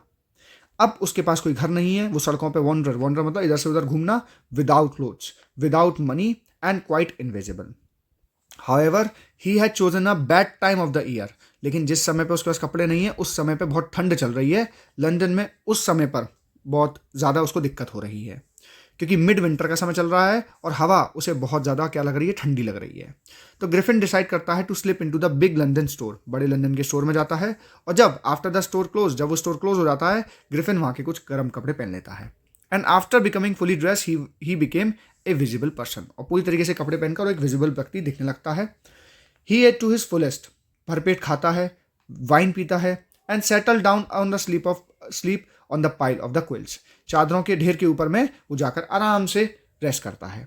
अगली सुबह जब असिस्टेंट दुकान खोलता है तो उसे ग्रिफिन मिलता है। He panicked and begin to run. Griffin घबराता है और वहां से भागता है। He manage to escape only by taking off his clothes. और कैसे बच पाता है? अपने कपड़ों को हटाकर। So once more he was invisible. वो वापस से इनविजिबल हो जाता है और जनवरी की हवा में बहुत उसे ठंड लग रही होती है। फिर वो ड्यूरी लेन जाता है और वहां पर कुछ कपड़े लेता है थिएट्रिकल कंपनीज के द्वारा बनाए गए, क्योंकि वहाँ पे थिएटर्स चलते थे तो वहाँ पे अदर लोग जो होते थे वहाँ पे प्रदर्शन करने के लिए कपड़े पहनते थे डिफरेंट स्टाइल्स में, तो उसे वो वहाँ मिल जाते हैं। He found a suitable shop and made his way upstairs and come out a little letter wearing bandages. अब उसने क्या पहन रखी है? सिर के ऊपर अपना बैंडेज लगा रखा है पूरा का पूरा, अपने पूरे के सिर को कवर करके। डार्क ग्लासेस पहन रखे हैं, नकली नोज लगा रखी है और बिग बुशी साइड विस्कर्स लगा रखे हैं साइड से ये, और मूछे टाइप पहन ली है इसने, यानी और एक बड़ी सी टोपी पहन ली, यानी पूरी तरीके से आप खुद को विजिबल सा ही बना लिया है। To escape without being seen he hit the shopkeeper from the behind and stole his money, और पीछे से उस आदमी को धक्का देकर शॉपकीपर को वहां से पैसे चुराकर वो भागता है। ग्रिफिन अब लंदन छोड़ने का फैसला लेता है और विलेज इपिंग के लिए ट्रेन पकड़ता है। वहां पर होटल इन में वो 2 कमरे बुक करता है और वहाँ की लैंड लेडी, जिनका नाम था मिसेस हॉल, उनको कहता है कि वो उसे डिस्टर्ब ना करें, उसे अकेलापन पसंद है और वो जो काम करता है उसमें कोई उसे प्रॉब्लम ना हो। When his stole money was spent, जब उसका सारा चुराया हुआ पैसा खत्म हो जाता है, he stole the money from a clergyman's desk, वो एक क्लर्जीमैन की डेस्क में से भी पैसे चुराता है। The clergyman and his wife heard the chink of money being taken away, वो सुनते हैं कि भाई पैसा तो कोई ले जा रहा है, but they found no one in the room, लेकिन उन्हें कोई दिखाई नहीं देता। The money was missing all the same. Mrs. Hall saw the doors of Griffin wide open, लेकिन उन्हें शक होता है कि जैसे ही इस आदमी के पास में, मतलब किराए देने का पैसा आ गया, उसी एक रात पहले ही क्लर्जीमैन के यहाँ चोरी हुई, तो उनको कुछ शक लगता है कि ये जो साइंटिस्ट आया है ये थोड़ा सा कुछ मिस्टीरियस लग रहा है। तो एक दिन उसका दरवाज़ा खुला होता है। मिसेस हॉल और उनके हस्बैंड इन्वेस्टिगेट करने उसके कमरे में घुसते हैं। वो वहाँ देखते हैं कि ग्रिफिन के क्लोथ्स एंड बैंडेजेस ज़मीन पर पड़े होते हैं उसके कमरे में, यानी कि वो अभी पूरी तरीके से इनविजिबल है। Mrs hall heard a sniff near her year, उसे किसी के सांस लेने की आवाज़ अपने कान के पास सुनाई देती है। Thus the hat on the bedpost leapt and struck her face, तभी एकदम से हैट उनके ऊपर कोई फेंकता है, तभी एकदम से हवा में चेयर उठती है and push them out of the room. The door was slammed and locked after pushing them outside, एकदम से उनके ऊपर चेयर कोई फेंकता है, हवा में उड़ती है और वो कमरे से बाहर निकाल दिए जाते हैं और दरवाज़ा बंद हो जाता है। मिसेस हॉल बहुत घबरा जाती हैं, वो समझ जाती हैं कि ज़रूर ये जो ग्रिफिन है इसका कुछ हॉन्टेड बाय स्पिरिट्स, कुछ भूत पिशाच इसके ऊपर है कोई, और ये कुछ आत्माओं के साथ कुछ खिलवाड़ कर रहा है जिस कारण से ये सब हो रहा है। And in the theft at the clergy's house, और इस ग्रिफिन का ही उस चोरी में कुछ ना कुछ हाथ है। धीरे धीरे करके उनका शक क्या होता है और मजबूत होता है। When he suddenly produce cash though he had previously admitted he had no money, और उनका शक यकीन में बदल जाता है जब वो कहता है कि उसके पास पैसे नहीं थे, लेकिन इंस्टेंट पैसे आए थे, जो बात मैं अभी बता रहा था। तभी एक constable was secretly sent for, एक कांस्टेबल को भेजा जाता है उसे पकड़ने के लिए। Meanwhile Mrs hall confronted Griffin, वो उसको सामने उसे कन्फ्रंट करती हैं और कहती हैं, she asked him how he had managed to come out from an empty room, और उसे कहती है तुम एक खाली कमरे में कैसे आ गए, कमरा तो खाली था, और कैसे तुम्हारे पास पैसा आ गया भाई। And how he had managed to enter the locked room, और कैसे तुम लॉक्ड रूम में एंटर कर गए। ग्रिफिन इस बात से क्या होता है, बहुत फ्यूरियस, गुस्सा हो जाता है कि ऐसे सवाल वो जिस तरह से उसे कर रही होती है। वो अपनी बैंडेजेस हटाता है, विस्कर्स वगैरह हटाता है, स्पेक्टिकल्स हटाता है और अपनी नाक तक हटा देता है, नकली वाली। अब वो पूरी तरीके से एक हेडलेस मैन, उस इंसान का शरीर तो दिख नहीं रहा क्योंकि इनविजिबल है। द कांस्टेबल अराइव्ड, इतनी देर में कांस्टेबल आता है। He tried to arrest Griffin, वो ग्रिफिन को अरेस्ट करने की कोशिश करता है। Was becoming more and more invisible as he took off his one cloth after the other, और धीरे धीरे करके ग्रिफिन इनविजिबल होता जा रहा है, एक एक करके अपने कपड़े हटाते हुए। The constable found himself struggling with someone he could not see, ये पुलिस बिल्कुल चकरा जाता है क्योंकि उसे ऐसे व्यक्ति से लड़ना जो उसे दिखाई नहीं दे रहा है। People tried to help him but they found themselves being hit by blows that seem come out of nowhere, लोग उसकी मदद करने की कोशिश करते हैं लेकिन इतनी जगह से उन पर अटैक होते हैं वो समझ ही नहीं पाते अटैक आ कहाँ से रहे हैं। जेफर जो कि कांस्टेबल था वो नॉक्ड यानी बेहोश हो जाता है और ग्रिफिन वहां से भाग निकलता है। ग्रिफिन एक लॉलेस पर्सन है, कानून की रिस्पेक्ट नहीं करता। ऐसा हम क्यों कह सकते हैं, तो सबसे पहला इंस्टेंस है his landlord did not like him, उसका लैंडलॉर्ड उसे पसंद नहीं करता था और wanted to eject him in revenge, और उसे बाहर निकालना चाहता था। ग्रिफिन ने उसके घर में आग लगा दी जब वो इनविजिबल हो गया और बिना पकड़े वहां से भाग निकला। He subbed into the big London store, वो एक बड़े लंदन स्टोर के अंदर घुसा और वहां पे he was able to give himself a pleasure of clothing, वहां पे उसने कपड़े चुराए, खाने पीने की चीजें ली विदाउट एनी एक्सपेंस, बिना कुछ पैसे दिए। व्हेन द असिस्टेंट अराइव्ड, जब सुबह वो असिस्टेंट वहां आए तो वहां से घबरा के भाग निकला।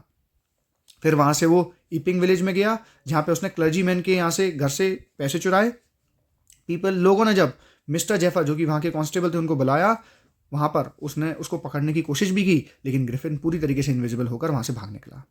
सभी एक्टिविटी शो करती हैं कि ग्रिफिन का माइंड पूरी तरीके से क्रिमिनल माइंडेड था और उसका टेम्पर भी बहुत ज़्यादा क्या था, बैड था। वो हल्की हल्की छोटी छोटी बातों में गुस्सा हो जाता था।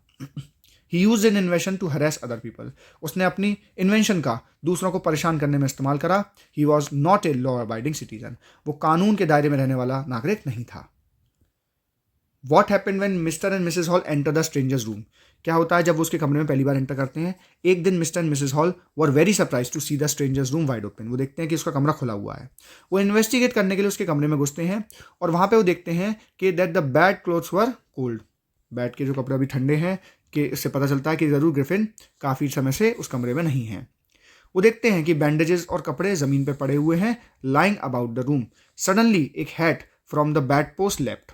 एकदम से बेड पोस्ट से हैट उनकी तरफ आती है and dash into Mrs halls face, और मिसेस हॉल के फेस की तरफ बढ़ती है।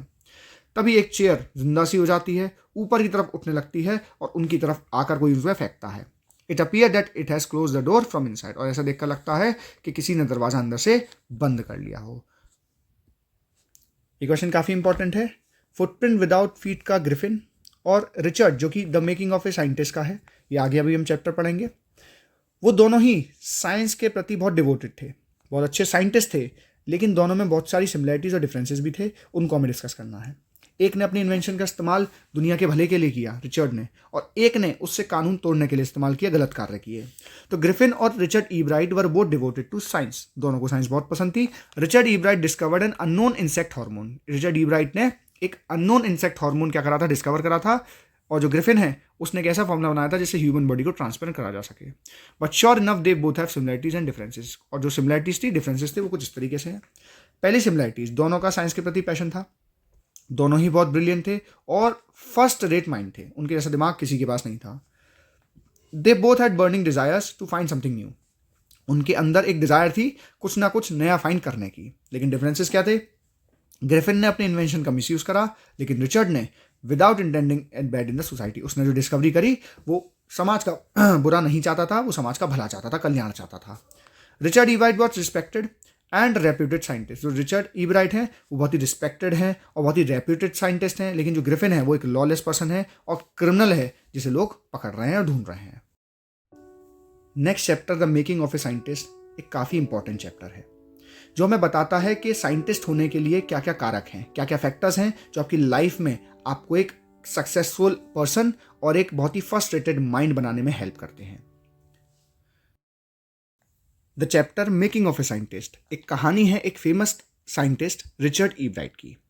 रिची, उनकी मदर जैसे उन्हें बुलाया करती थी, बचपन से ही बहुत क्यूरियस यानी कि जिज्ञासा, हर चीज़ को जानने की इच्छा रखते थे और उनकी बचपन से ही बटरफ्लाइज कलेक्ट करने की हैबिट थी।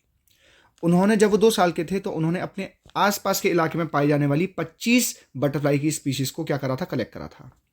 उन्हें जब लगा कि अब उनका ये बटरफ्लाई कलेक्शन ख़त्म ही होने को है, तब उनकी मदर ने उनको एक स्पेशल किताब ला कर दी, the travels of Monarch X, जिस किताब ने उनकी ज़िंदगी बदल कर रख दी, उनका नज़रिया बदल दिया, साइंस की दुनिया में उनको एंटर करवाया। This was a turning point in his life and he got much more interested in dealing with science. He started with tagging with butterflies. Tagging butterflies का काम क्या है समझाता हूँ। जब हम किसी बटरफ्लाई को यहाँ से टैग करते हैं तो जब वो उड़कर दूसरी जगह पर जाएगी तो पाने वाले को ये पता चल जाएगा कि इस सीज़न में ये बटरफ्लाई कहाँ कहाँ क्या करती है, माइग्रेट करती है, जो कि उस किताब के पीछे के टास्क में दिया हुआ था जो उसकी मदर ने उन्हें दिलवाई थी। जब वो पहली बार काउंटी साइंस फेयर में क्या होता है, अलग अलग स्टूडेंट्स अपने एग्जीबिशंस, अपने प्रोजेक्ट्स लेके आते हैं और जो सबसे बेस्ट होता है वो विनर होता है। तो उन्होंने जो सबसे पहला जो अपना प्रोजेक्ट बनाया था वो कि जो था फ्रॉक टिश्यूज़ के ऊपर में उन्होंने स्लाइड्स प्रिपेयर की थी जिसमें वो हार गए। एवरीबडी वॉन्ट समथिंग, कोई ना कोई कुछ ना कुछ जीता था, but his project did not win any prize. लेकिन उनके प्रोजेक्ट को कोई भी प्राइज नहीं मिला। वो उदास तो थे but also understood that to win he needed to do real experiment. लेकिन वो ये बात समझ गए कि अगर मुझे जीतना है तो मुझे वास्तविक कोई एक्सपेरिमेंट करना पड़ेगा and just not make a neat and clean models. सिर्फ मॉडल बनाने से काम नहीं चलेगा। Then he wrote down to doctor Urquhart, जो कि नाम है उनका, यूनिवर्सिटी ऑफ टोरंटो के, asking him for ideas to make projects. उन्होंने कई सारे आइडियाज़ की मांग करी, किससे? डॉक्टर उर्कुहाट से, जो कि यूनिवर्सिटी ऑफ टोरंटो के थे। He stayed busy during his high school, अपने पूरे हाई स्कूल वो काफ़ी बिजी रहे, working on the long list sent to him by doctor Urquhart. जो डॉक्टर ने फिर उनको प्रोजेक्ट्स के आइडियाज़ दिए उन पर उन्होंने पूरा अपना हाई स्कूल वर्क किया। Then for the next year fair, अगले साल जब यही कंपटीशन लगा, he chose the project for looking at the vital disease that killed nearly all the monarch caterpillars very few years ago. तो उन्होंने अपने project में क्या समझाया? उन्होंने एक ऐसी डिसीज को फाइंड किया जिसने कुछ साल पहले कई सारे मोनार्क एक बटरफ्लाई है, उसके कैटरपिलर्स को मार दिया था। He thought that the reason of this could be a beetle. उन्होंने उसका कारण क्या बताया कि एक बीटल के कारण से उन सभी कैटरपिलर्स की मृत्यु हो गई. So he started raising caterpillars in the presence of beetles and could not get any results. फिर उन्होंने क्या करा, उन्होंने कैटरपिलर्स को अपने जो उसका क्या बोलते हैं, घर के नीचे बेसमेंट था उसके अंदर उन्होंने कैटरपिलर्स को रेस करना शुरू करा उन बीटल्स के प्रेजेंस में, लेकिन उससे कोई रिजल्ट नहीं आया. लेकिन उन्होंने जब इस ट्रायल एक्सपेरिमेंट को काउंटी साइंस फेयर में शो करा, his project won a prize, उनके प्रोजेक्ट को प्राइज मिला. Then for the next year he made an experiment to show that viceroy butterflies copied monarch. फिर नेक्स्ट ईयर के project में उन्होंने क्या बनाया, उन्होंने शो करा कि जो वाइसरॉय बटरफ्लाइज हैं वो मोनार्क को कॉपी करती हैं. ऐसा इसलिए होता है क्योंकि मोनार्क बटरफ्लाइज होती हैं वो टेस्ट में अच्छी नहीं होती, तो बर्ड्स उन्हें नहीं खाते, तो इसी वजह से वाइसरॉय भी उन्हें कॉपी करते हैं, जिससे वर्ड उन्हें मोनार्क समझकर खाए नहीं. This project made him win prizes, इससे वो प्राइजेस जीते. And then he started his research as to the purpose of the 12 golden spot on the back of the monarch pupa. फिर उन्होंने एक प्रॉपर रिसर्च करना शुरू करी कि जो मोनार्क का प्यूपा है, देखिए भाई ये प्यूपा क्या होता है, कैटरपिलर से प्यूपा बनता है, एक आउटर शेल आता है, फिर उसके अंदर से बटरफ्लाई बनती है. वो जो प्यूपा होता है उसके ऊपर 12 गोल्डन स्पॉट्स थे, उनकी स्टडी करना शुरू करी. सबको लगता था वो सिर्फ एक डिजाइन है, but doctor Urquhart thought otherwise. Doctor Urquhart को अलग लगता था. Then Ebright and another brilliant science student got together. फिर ईब्राइट ने कई सारे ब्रिलियंट साइंटिस्ट के साथ मिलकर and made a device that could show that the gold spots were responsible for releasing a hormone that was necessary for its growth. तो उन्होंने ये पता करा, एक ऐसा डिवाइस भी बनाया जिससे ये पता चल सके कि वो जो 12 स्पॉट थे उनमें से एक ऐसा हार्मोन प्रोड्यूस होता है जो कि बटरफ्लाई के ग्रोथ के लिए बहुत ज़्यादा जिम्मेदार है. With the help of sophisticated instruments at one of the labs, he got chance to work and found the chemical structure of the hormone. फिर sophisticated इंस्ट्रूमेंट्स की मदद से लैब में काम करते करते उन्होंने उस गोल्डन स्पॉट से निकले हुए हार्मोन का केमिकल स्ट्रक्चर भी पता कर लिया. Then one day while looking at the photo of the chemical structure he solved one of the biggest puzzles of life. और ऐसे ही वो एक दिन केमिकल स्ट्रक्चर का फोटो देख रहे थे तो उन्होंने एक बहुत बड़ा जिंदगी का पजल सॉल्व करा. क्या? He came to know that how a cell blueprints its DNA, कि कैसे हमारी बॉडी का जो सेल है वो हमारी पूरी जिंदगी का क्या होता है, ब्लूप्रिंट होता है. It was a big breakthrough. ये बहुत बड़ा ब्रेक थ्रू का मतलब होता है कुछ अटेन कर लेना, बहुत बड़ा चेंज ले आना किसी चीज़ में. And was publish in a magazine, कई सारी मैगजीन्स में भी छपा. He also had many other interest, उनके कई सारे इंटरेस्ट और थे.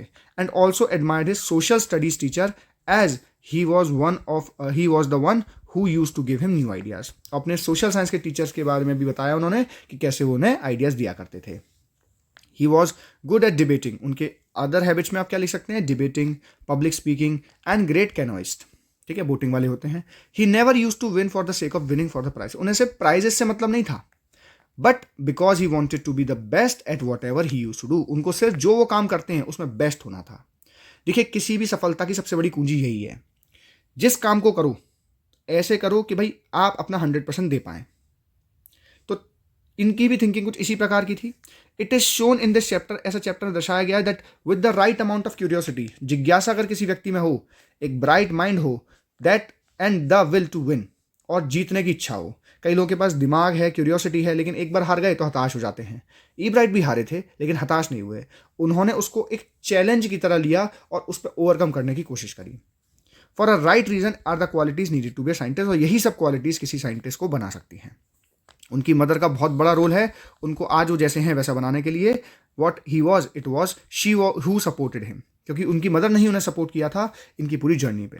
उन्होंने ही वो किताब उन्हें the travel of Monarch X ला कर दी, जिससे उनकी फील्ड ऑफ साइंस में जिज्ञासा और ज़्यादा मात्रा में बढ़ी. To participate in the competition is more necessary than to win a prize. Explain this statement in the light of Ebright's participate at the county science fair. जीतना इंपॉर्टेंट नहीं है, पार्टिसिपेट करना इंपॉर्टेंट है. ये चैप्टर की नज़र से समझाइए. हम सभी जानते हैं, we know very well that to win is human nature. जीतना इंसान की फितरत है, वो हमेशा जीतना चाहता है. Everyone wants to get to win कहीं ना कहीं पर. Our life is full of different competition at different level. हर किसी व्यक्ति की लाइफ में अलग अलग कॉम्पिटिशन चल रहे हैं, अलग अलग लेवल पर. In this competition every one of us wants to become a winner. और हर कोई विजेता ही बनना चाहता है, कोई सेकंड नहीं आना चाहता. But it is not always possible, लेकिन हर बार ये मुमकिन तो नहीं. While participants can be many, only one can win. भाई प्रतिद्वंदी तो कई सारे हैं लेकिन सिर्फ जीतेगा तो एक ही.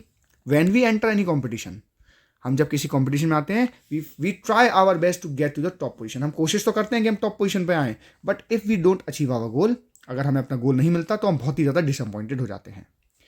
Great thinkers have said that participation is more important then winning. बहुत विचार वाले लोगों ने कहा है, बड़े विचार वाले लोगों ने कहा है कि जीतना इंपॉर्टेंट नहीं है, पार्टिसिपेट करना इंपॉर्टेंट है।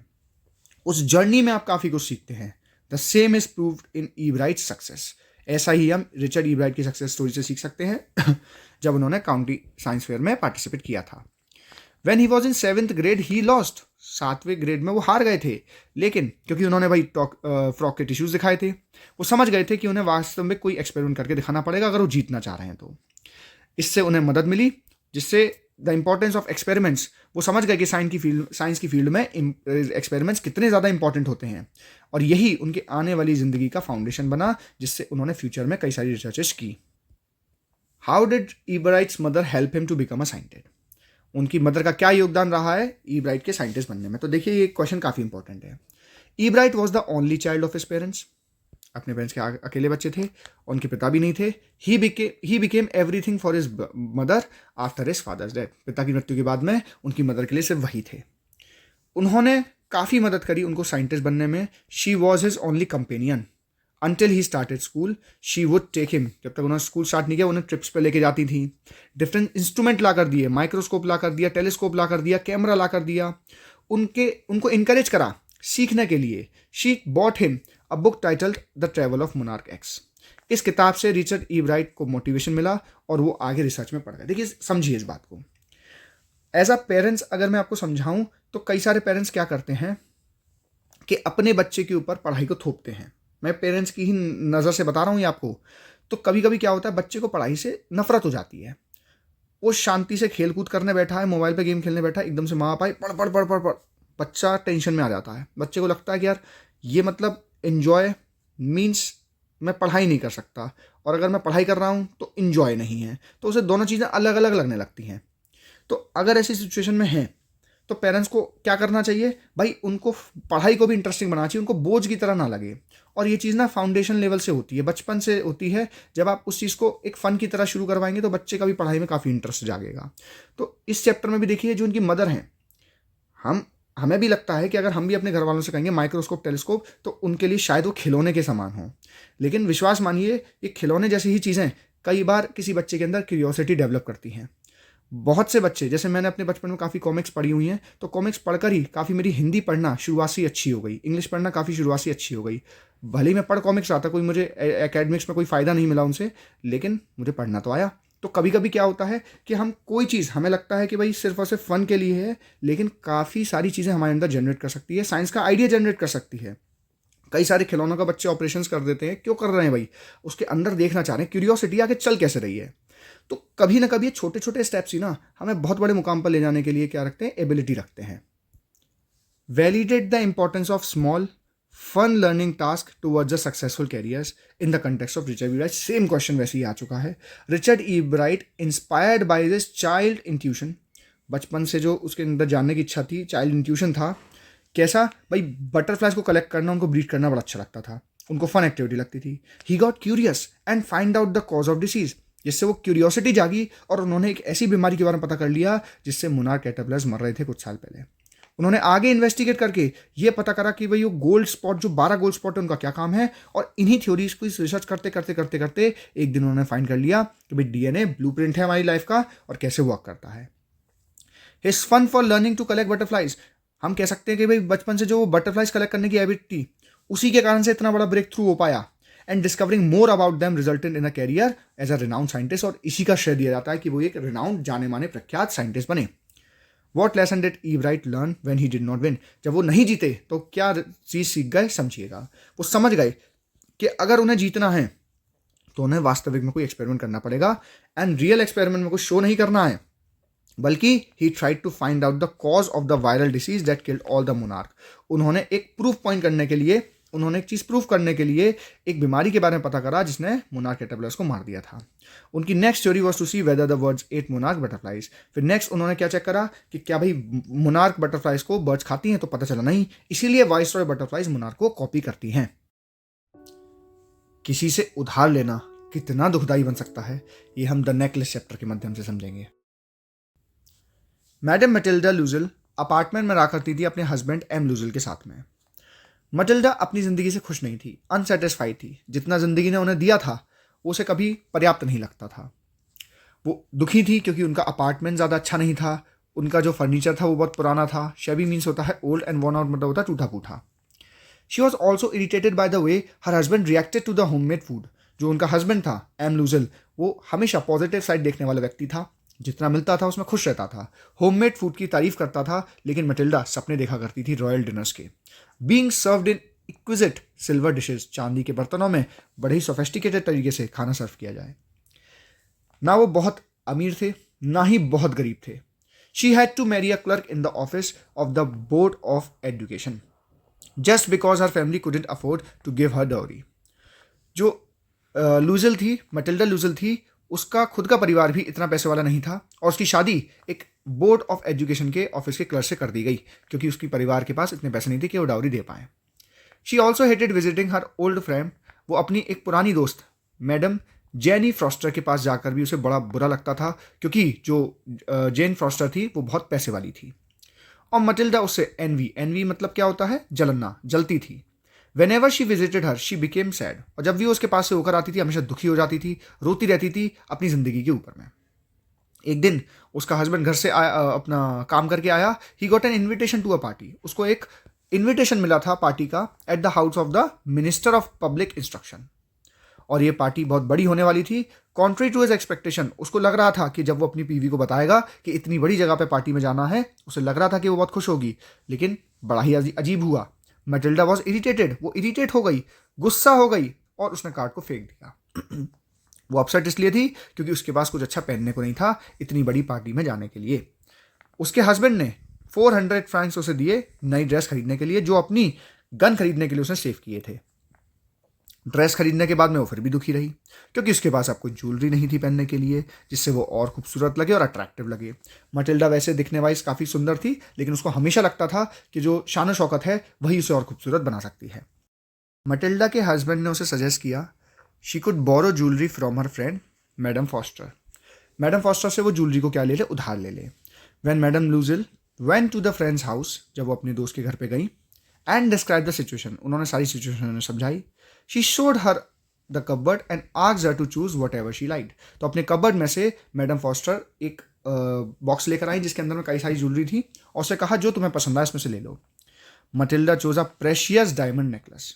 मटिल्डा को एक बहुत ही प्रेशियस, कीमती डायमंड नेकलेस पसंद आया जो उसने which was kept in the black satin box, जो कि ब्लैक कलर के सेटिन बॉक्स में रखा था। They went to the minister's party. फिर वो लोग मिनिस्टर की पार्टी में जाते हैं और वहाँ पे सभी लोग, men admired her as she was looking gorgeous in her new dress and jewellery. सभी आदमी उसकी तारीफ करते हैं क्योंकि वो बहुत खूबसूरत लग रही थी उस नई ड्रेस एंड ज्वेलरी में। दे return eight 4 in the morning। सुबह 4 बजे पार्टी खत्म होती है और वहाँ से आते हैं। By that time madam M Loisel had already dozed off in one of the rooms with 3 other mans. जो एम लूजल था, जो हस्बैंड था, वो इतना थक जाता है कि वो बेचारा सो जाता है कमरे में। 3 आदमी वहाँ पे और सो रहे थे। They decided to leave and couldn't find a carriage. वो वहाँ से निकलने का सोचते हैं लेकिन उन्हें कोई कैरेज नहीं मिलती। Finally after walking for a while, लेकिन कुछ दूर चलने के बाद में उन्हें कैरेज मिल जाती है जो कि उनको उनके घर के बाहर में छोड़ती है। मैटिल्डा जब घर पे आती है तो उसे रियलाइज होता है that she did not have the necklace, कि वो नेकलेस तो उसके गले में है ही नहीं। M Loisel went to search out the railway tracks for the necklace. Husband ढूंढने निकलता है नेकलेस को रेलवे ट्रैक्स वगैरह में, और उसका हस्बैंड पुलिस स्टेशन भी जाता है, कैब ऑफिस भी जाता है, and also give an advertisement for reward to the person who return the necklace. In fact इनाम भी निकालता है कि जो आदमी नेकलेस लाकर देगा उसे इनाम मिलेगा। Meanwhile, he told his wife to tell a friend that the clasp of the necklace has broken and he had given time for repair. अब इतने टाइम में मतलब भाई उनको दूसरे को भी तो बोलना है कि आपका नेकलेस कहाँ गया, तो वो अपनी बीवी से कहता है कि तुम मैडम फ्रॉस्टर से कह दो कि उस नेकलेस का क्लास्प निकल गया है, उसको ठीक कराने के लिए हमने रिपेयर के लिए दिया हुआ है। कुछ हफ्तों बाद when the necklace could not be found, जब वो उनको नेकलेस नहीं मिला, they decide to replace it with similar one. तो उन्होंने क्या करा, एक नया नेकलेस खरीदा। They found a similar necklace, price 36,000 francs, 36,000 francs का वो उन्होंने नया नेकलेस खरीदा। Fortunately M Loisel has inherited 18,000 francs from his father. 18,000 तो जिसमें से उसे अपने पिता से मिले और बाकी बच्चे कुछ उसे क्या करने पड़े, बोरो करने पड़े। उन्हें 10 साल लग गए उस पूरे के पूरे लोन को चुकाने में। इन सालों में उनकी ज़िंदगी कई ज़्यादा मात्रा में बदल गई। They moved to a smaller apartment. उनका अपार्टमेंट जो जहाँ वो पहले रहते थे, अब वो छोटे से अपार्टमेंट में रहते हैं, और उन्होंने अपने काम वाली भी हटा दी। Matilda cook the food. Matilda खुद खाना बनाती है। And wash the clothes her खुद ही कपड़े धोती है। इवन जो एम लूजल जो हस्बैंड है, उनको अलग अलग जगहों पे मल्टीपल्स काम करने पड़े जिससे वो उधार लिया हुआ पैसा चुका पाएँ। इन सालों में जो मैडम लूजल हैं स्टार्टेड लुकिंग मच ओल्डर। उनके सारा जो ब्यूटी थी वो सब खत्म हो गई। Her hair badly dressed. उसके बाल भी खराब से हो गए। उसकी वॉइस भी काफ़ी लाउड हो गई। And she became a normal person. वो एक नॉर्मल व्यक्ति की तरह बन गई। Who would carry a basket to the grocery store, जो कि ग्रोसरी स्टोर तक सामान वामान लेने जाती थी। The butcher store and the fruit store to buy the daily suppliers. एक नॉर्मल व्यक्ति की तरह जिंदगी बीतने लगी। अपने जो ख्याल थे, उसके ऊंचे ख्वाब थे, वो उसने छोड़ दिए। एक दिन उसे अपनी पुरानी दोस्त मैडम जीन मिली, जिनका वो नेकलेस था, with a child, and the decided to tell her the truth. उन्होंने डिसाइड किया कि अब मुझे इनको सच्चाई बता देनी चाहिए कि इनका नेकलेस मुझसे खो गया था, और ये भी बताए कि कैसे इनडायरेक्टली उसको बताया कि वो इनडायरेक्टली रिस्पॉन्सिबल है उसकी ऐसी हालत के लिए। She explain how she lost the borrowed necklace. उन्हें बताती है कि कैसे उनका कीमती नेकलेस उनसे खो गया था, और बदले में उन्हें लोन लेना पड़ा उसे रिप्लेस करने के लिए। इस न्यूज़ को सुनकर जो मैडम फ्रॉस्टियर होती हैं, वो मैटिल्डा से कहती हैं कि जो नेकलेस तुमने मुझसे बोरो किया था वो तो एक नकली था, और उसकी value not more than worth more than of 500 Franks. जिसके लिए उन्होंने 36,000 फ्रैंक्स खर्च किए, वो मात्र 500 फ्रैंक्स का ही था। Madam Matilda Loisel now knew the horrible life of necessity. अब वो ज़िंदगी का एक सबक सीख गई कि भाई ज़रूरत के हिसाब से ही व्यक्ति को अपने ख्वाब सजाने चाहिए, और ये उस इंसिडेंट के बाद ही उनमें परिवर्तन आया। तो आपको क्या लगता है कि ये चेंज उन्होंने विलिंगली एक्सेप्ट करा है? 2 रीज़न दीजिए अपने आंसर को सपोर्ट करते हुए। तो देखिए, इस चैप्टर को पढ़ के हम ये कह सकते हैं कि हाँ, जो आखिर में जब वो एक्सेप्ट करती हैं तो विलिंगली एक्सेप्ट करती हैं। क्यों? क्योंकि अब वो समझ गई कि she recognise that in order to pay the debt, कर्जा चुकाने के लिए उसको अपने लग्जरी जो उनके मन में ख्याल चलते थे, बड़े ऊंचे ख्वाब थे, उसे छोड़ने पड़ेंगे। तभी जाकर वो एक नॉर्मल लाइफ पे वापस आ पाएंगे और अपना कर्जा चुका पाएंगे। She learn the kitchen work. Kitchen का काम करना, कपड़े धोना, पानी भर के लाना। उन्होंने अपनी नौकरानी को भी भेज दिया पैसे बचाने के लिए, जिससे वो कर्जे को चुका पाएँ। तो ये जो बदलाव था, ये मैडम मटिल्डा लुईस ने अपने आप से ही विलिंगली ही एक्सेप्ट करा था। नेक्स्ट क्वेश्चन है, mention 2 things you would have done other than what M Loisel did to help resolve the problem of the lost necklace. अगर आपके साथ ऐसा होता तो आप हस्बैंड की जगह, जो एम लूजल था, उसकी जगह आप क्या डिफरेंट करते जिससे दिक्कत सॉल्व हो जाती। Other than what M Loisel did, the 2 things I would help to resolve the problem of the lost necklace are as follows. पहला, I would have told madam Forestier. मैं मैडम फ्रॉस्टियर को सच बता देता, the whole truth, and ask her for forgiveness, और उनसे माफ़ी मांगता। इससे देखो, एक बार को तो उन्हें बुरा लगता कि भाई खो दिया, लेकिन जो इनके जो जिंदगी के 10 साल खराब हुए वो नहीं होते। Next, I would have also promised her that the necklace would be replaced as soon as possible, और मैं उनको अश्योर भी करता कि आपका नेकलेस जल्द से जल्द वापस कर दिया जाएगा, भले वो 500 फ्रैंक्स का ही सही, लेकिन वो वापस कर दिया जाएगा। तो ये एज हमको अपने आप को सोचकर लिखना है कि अगर हम एम लूजल की तरह होते तो क्या करते।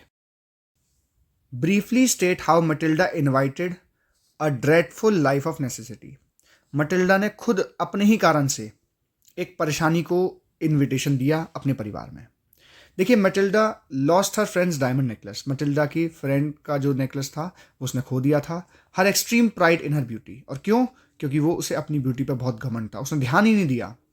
कंसीडेड फैंटेसीज, उसकी जो ख्याल थे, फैंटेसीज थी, और ग्रीड फॉर एक्सपेंसिव ज्वेलरी, और जो लालच था एक्सपेंसिव ज्वेलरी के लिए, landed her in a hand to mouth existence. मतलब खाने और पीने के लाले पड़ जाना। ऐसी सिचुएशन में उसी की ही प्राइड, उसी की ही फैंटेसीज, उसी की ही ग्रीड ने उसे लाकर रख दिया। The ordeals she had to go through, जो परेशानियां उसे झेलनी पड़ी, then took her beauty away, उससे उसकी खूबसूरती भी खत्म हो गई। Her prized possessions that have been the source of her dissatisfaction, thus inviting a dreadful life of necessity into her family। क्योंकि जो उसको चाहती थी हर चीज़ को possess करना, had been the source of her dissatisfaction, इसलिए वो हमेशा कह रहती थी अब अभी जो उसके पास अवेलेबल था उससे कभी भी खुश नहीं रहती थी। उसका एक लविंग हस्बैंड था, 2 वक्त की रोटी थी उसके पास में, लेकिन सिर्फ और सिर्फ पोजेशंस के लिए, चीज़ों को हासिल करने की लालसा से उसने अपनी ज़िंदगी में इतनी परेशानी को आमंत्रित किया। ये आंसर को आप अच्छे से लिखकर तैयार कीजिएगा, कई सारी आंसर राइटिंग में आपके काम में आएगा। इमेजिन कीजिए आप एक मैगजीन के कॉलमनिस्ट हैं and people write to you about their issues. लोग अपनी परेशानियों के लिए आपको लिखते हैं, आपकी एडवाइस लेने के लिए। मटिल्डा ने भी आपको लिखा। Matilda writes to you about the guilt she feels for having the lost necklace, कि उसे कैसा गिल्ट हो रहा है उस नेकलेस के खो जाने के पास में, और कैसे उसकी ज़िंदगी उस इंसिडेंट के बाद में बदल गई, उनकी हस्बैंड की ज़िंदगी बदल गई। आप मटिल्डा को क्या एडवाइस देंगे? बहुत ध्यान से सुनिएगा answer. My advice to Matilda, well Matilda, everything happens for the best. जो होता है हमेशा अच्छे के लिए होता है।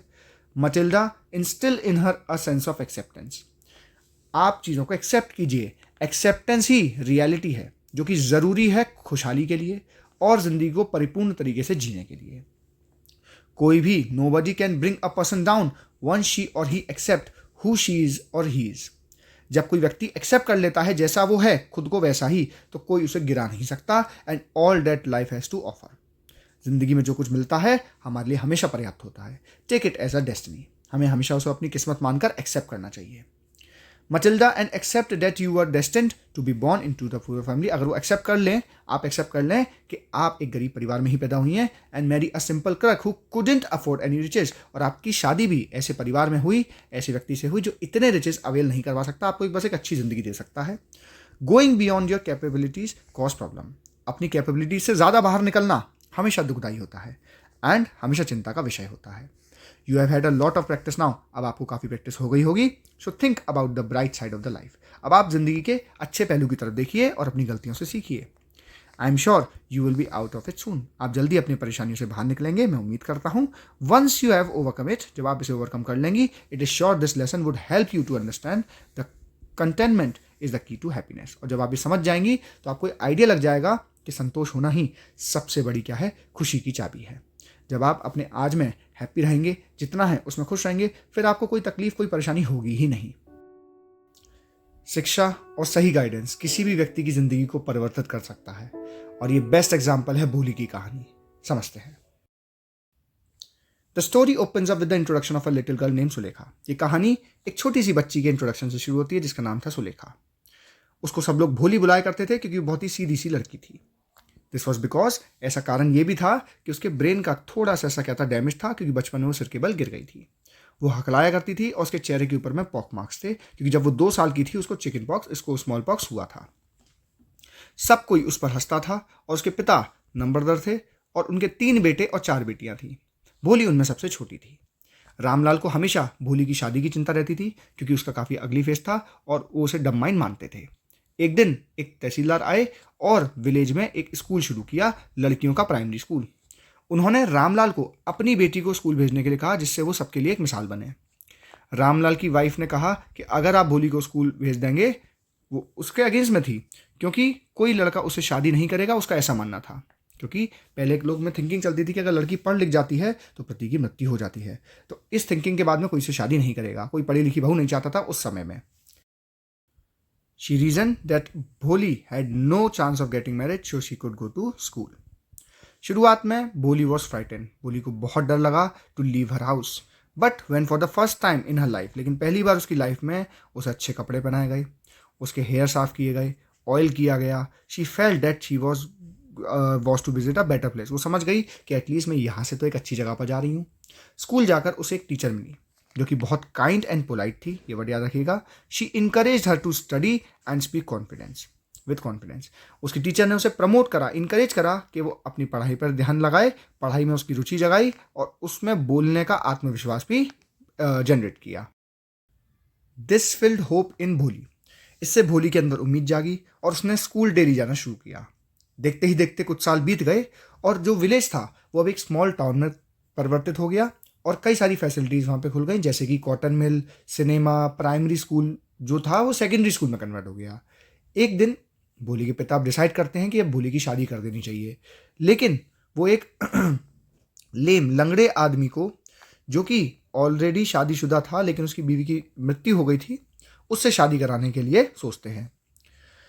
बट वॉज रिच, अच्छा पैसे वाला भी था और उसने किसी प्रकार की कोई भी दहेज नहीं मांगा था। They thought that it would be best marriage proposal for their dumb daughter. उनके पेरेंट्स को ऐसा लगा कि भोली के लिए इससे अच्छा कोई ऑप्शन नहीं हो सकता शादी के लिए, क्योंकि एक तो लड़का भाई पैसे से मजबूत है और दहेज भी नहीं मांग रहा, और वो अपनी बच्ची को हमेशा डम समझते थे, तो उन्हें लगा कि कैसे न कैसे इसकी शादी फिक्स कर दी जाए।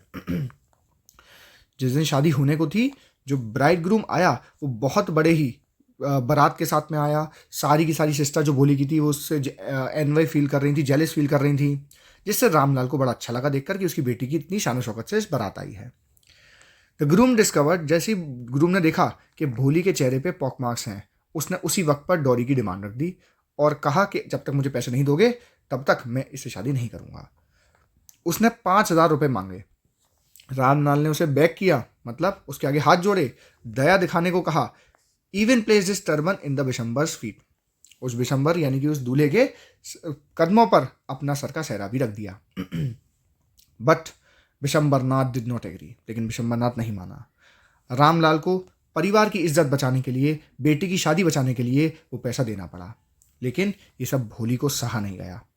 She refuse to marry a greedy old man, वो उस बूढ़े और लालची व्यक्ति से शादी करने के लिए मना कर देती है। लोग उससे कहते हैं कि देखो कितनी बेशरम है, क्या कर रही है।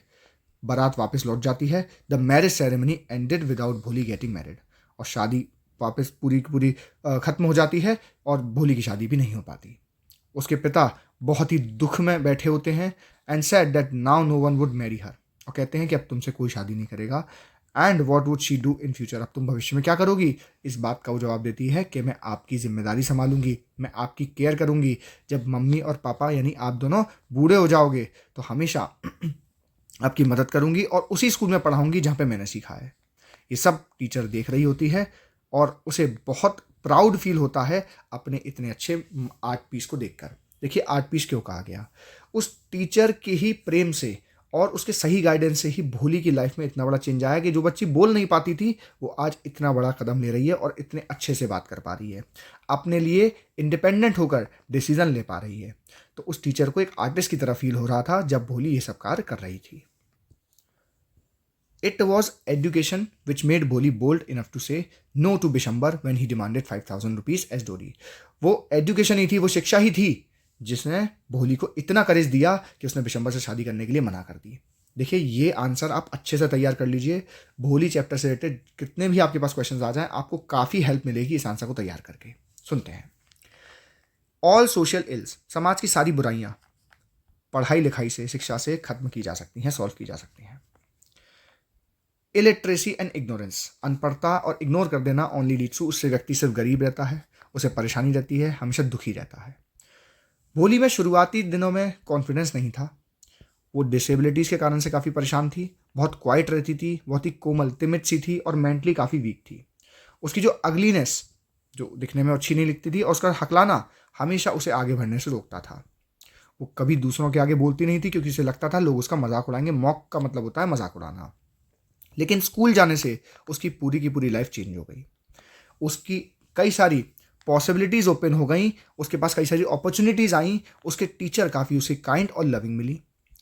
उन टीचर के प्रेम से, उनके सपोर्ट से भोली इनकरेज हुई अपने ऊपर विश्वास करने के लिए।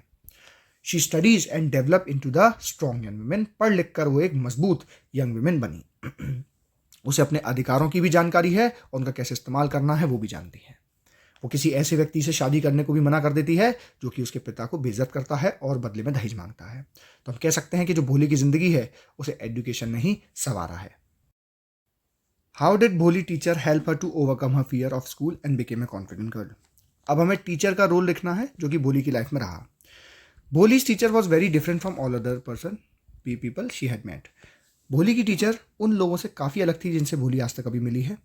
उसके खुद के पेरेंट्स भी उससे ज़्यादा उम्मीद नहीं रखते थे, but her teacher encourage her and gave her hope. She was kind to her, उससे हमेशा अच्छी रही और उसे एडवाइस किया कि अगर वो रेगुलरली स्कूल आएगी तो महीने भर के अंदर में बुक्स पढ़ना सीख जाएगी। In this way she would be more learned than any one else in the village, और जल्द ही विलेज में सबसे ज़्यादा जानकार भी बन जाएगी। And no one would be able to laugh at her, और कोई भी उस पर फिर हंसेगा नहीं। She told her that people would listen to her with respect and Bholi would be able to speak without a slightest tremor. और she told her, उसने कहा कि लोग उसकी बात सुनेंगे भी, और जल्द ही भोली का स्टैमर की प्रॉब्लम भी टीचर ने ठीक करवा दी। She then just followed her teacher religiously and hence फिर टीचर को भोली ने अच्छे से क्या करा, फॉलो करा, ओवरकम हर फियर, अपने डर पर काबू पाया और एक कॉन्फिडेंट गर्ल बन गई। अब इमेजिन कीजिए आप भोली हैं और आपको इनवाइट किया गया है स्पीच देने के लिए इंपॉर्टेंस ऑफ गर्ल एजुकेशन पर। अब आपको स्पीच लिखनी है गर्ल एजुकेशन एंड एम्पावरमेंट के ऊपर में। तो एक स्पीच के फॉर्मेट में है, मैं फटाफट पढ़ देता हूँ। रिस्पेक्टेड प्रिंसिपल, जजेस, teachers and friends, the topic on which I will speak today is girl education and empowerment. Since the time of human evolution से ही females have been given restricted to home, औरतों को हमेशा घर पे रखा जाता है। The women is life giver, माताएं ही, औरत ही जिंदगी देती हैं, नर्चर करती है लाइफ को, and this led to her to be the child bearer, provided care and nourishment. However, समय बदलने के साथ साथ female to be self sufficient human being, औरतें भी अपने आप में सेल्फ सफिशिएंट ह्यूमन बींग बनी है, which necessities her being educated, इसलिए ज़रूरी है कि वो पढ़ी लिखी हों और सेल्फ डिपेंडेंट हों। There has been an evolution in the realm of education of girl child, इसमें भी बदलाव की ज़रूरत है, बदलाव आया भी है। आज के समाज में हम देखते हैं several opportunities have been created to enable education of girls. The society is also accepting the ideas of sending girls for higher education. However, the matter of the safety of these girls has always haunted us. As a society, we have failed in providing a safe environment where the girl child can grow freely and fearlessly. तो देखिए, हमने इसको इस तरह से लिखा है कि हमने समाज की प्रॉब्लम्स को भी पॉइंट कर दिया और साथ ही क्या अहमियत है एजुकेशन की गर्ल्स की लाइफ में वो भी बता दिया। Even today the parents remain in fear when their girl venture out of the house for education. This has also made the efficacy of empowerment of women. इसके कारण से परेशानी आई है, because this constant fear creates lack of confidence in their abilities, और यही डर उनमें confidence को कम करता है। नेक्स्ट चैप्टर एक बहुत ही ह्यूमरस ड्रामा है। इसके अंदर में जानेंगे एक साधारण सी बच्चों की कविताओं की किताब ने कैसे हमारी पृथ्वी को बहुत ही बड़े विनाश से बचा लिया। The story begin with a stage show. एक स्टेज शो से स्टोरी बिगिन होती है जो कि 25th सेंचुरी की कहानी है, इन विच अ हिस्टोरियन, एक जो हिस्टोरियन है, is sitting in the museum, वो एक म्यूजियम में बैठा है और एक्सप्लेन करता है कि कैसे the truth about the Martian invasion, कि कैसे इस पृथ्वी पर मार्शियन का इन्वेजन हुआ था। इन्वेजन मतलब होता है जब दूसरे ग्रह के लोग यहाँ पर आकर घुसपैठ करते हैं या कोई लोग किसी दूसरे की जगह पर घुसपैठ करते हैं। That happened in 20th century. 20th century में कैसे एक मार्शियन इन्वेजन रोक लिया गया किताब के द्वारा। To prove a statement she asked the audience to look into the historioscope. अभी हिस्टोरियोस्कोप क्या है समझिए। ये 25th सेंचुरी की कहानी है और वहाँ पर एक ऐसा डिवाइस पाया जाता है जिसके अंदर देखने से आप इतिहास के पास्ट के स्टोरीज को देख सकते हैं जैसे वो वास्तविक में हो रही हो। A device that can show things happen in the history. Next scene में हमें दो कैरेक्टर दिखाई देते हैं। One of them which was has a balloon brain. जो मार्शियंस हैं, मार्स के जो लोग हैं, एक का सिर बहुत बलून की तरह फूला हुआ है जो कि मास्टर हैं। His name is think tank. उसका नाम है थिंक टैंक। थिंक टैंक किसी ऐसे व्यक्ति को कहते हैं जिसमें बहुत ज़्यादा समझदारी होती है। और दूसरा वाला उसका असिस्टेंट है जिसका नाम है नूडल। तो याद रखिएगा, Think Tank and Noodle. Both of them are discussing about their plan to invade earth. दोनों मिलकर प्लान कर रहे हैं कि कैसे पृथ्वी पर हमला और आक्रमण करें। They think that the earth is ridiculous planet and they should invade the earth. उनको लगता है कि बहुत ही रिडिक्यूलस प्लानट है, इस पर हमें इन्वेड कर देना चाहिए। So to establish their kind rule over the planet, जिससे वो उस प्लानट के ऊपर क्या कर सकें, रूल कर सकें। So the master Think tank sends one of his crew. तो थिंक टैंक क्या करता है, अपने कुछ क्रू मतलब कुछ लोगों के ग्रुप को भेजता है अर्थ का मुआयना करने के लिए। The crew lands into the library. वो क्रू जो लैंड करता है वो लाइब्रेरी में लैंड करता है और उसे कुछ समझ में नहीं आता। लोग confuse as they know nothing about the items. और जो लाइब्रेरी के अंदर चीज़ें होती हैं यानी कि बुक्स, उनके बारे में उन्हें कोई जानकारी नहीं होती। So they consulted with the master Think Tank. वो अपने मास्टर से पूछते हैं भाई क्या है, and they think is very intelligent. Think Tank सबके द्वारा समझा जाता है कि बहुत ही समझदार व्यक्ति है, लेकिन वास्तविक में थिंक टैंक कोई ज़्यादा समझदार व्यक्ति नहीं है। वो कुछ भी बोलकर अपनी समझदारी प्रूव कर देता है। He asks them to show the item and tell them that they are sandwiches. Think Tank अपनी बुद्धि लगाकर पता है उनसे क्या कहता है, वो कहता है कि सैंडविचेस हैं, which is staple diet of the earthling, जो अक्सर अर्थलिंग्स खाते हैं। और अपने कमांड्स अपने क्रू को कहता है कि उसको खाइए, which they consider as a tasteless eatable. और खाकर उन्हें लगता है कितनी ही खराब चीज़ है। उनका जो असिस्टेंट नूडल है करेक्ट्स हिम, लेकिन करेक्ट वो अपने थिंक टैंक मास्टर को करेक्ट करता है, लेकिन ऐसे करेक्ट नहीं करता कि उन्हें बुरा लगे। And tells him that they are the communication devices. और कहता है ये ज़रूर कम्युनिकेशन डिवाइसेस हैं। He on hearing this asks his crew to listen to the information from the device. Think Tank इस बात को सुनकर अपने क्रू से कहता है कि इन्फॉर्मेशन डिवाइस से सुनिए। They try to hear it, वो सुनने की कोशिश करते हैं लेकिन उनके कानों में कोई भी आवाज़ नहीं पहुंचती। वंस अगेन नूडल फिर से अपने मास्टर को करेक्ट करता है थिंक टैंक को कि उन्हें सुनना नहीं है बल्कि पढ़ना है। So with the help of a vitamin, वो एक वाइटामिन लेते हैं जिससे उनके अंदर उनके अंदर केमिकली इन्हेंसमेंट आया था और वो किसी भी चीज़ दूसरी भाषा को पढ़ सकते हैं। ये जो गोली थी ये उनके केमिकल डिपार्टमेंट ऑफ मार्स ने दी थी।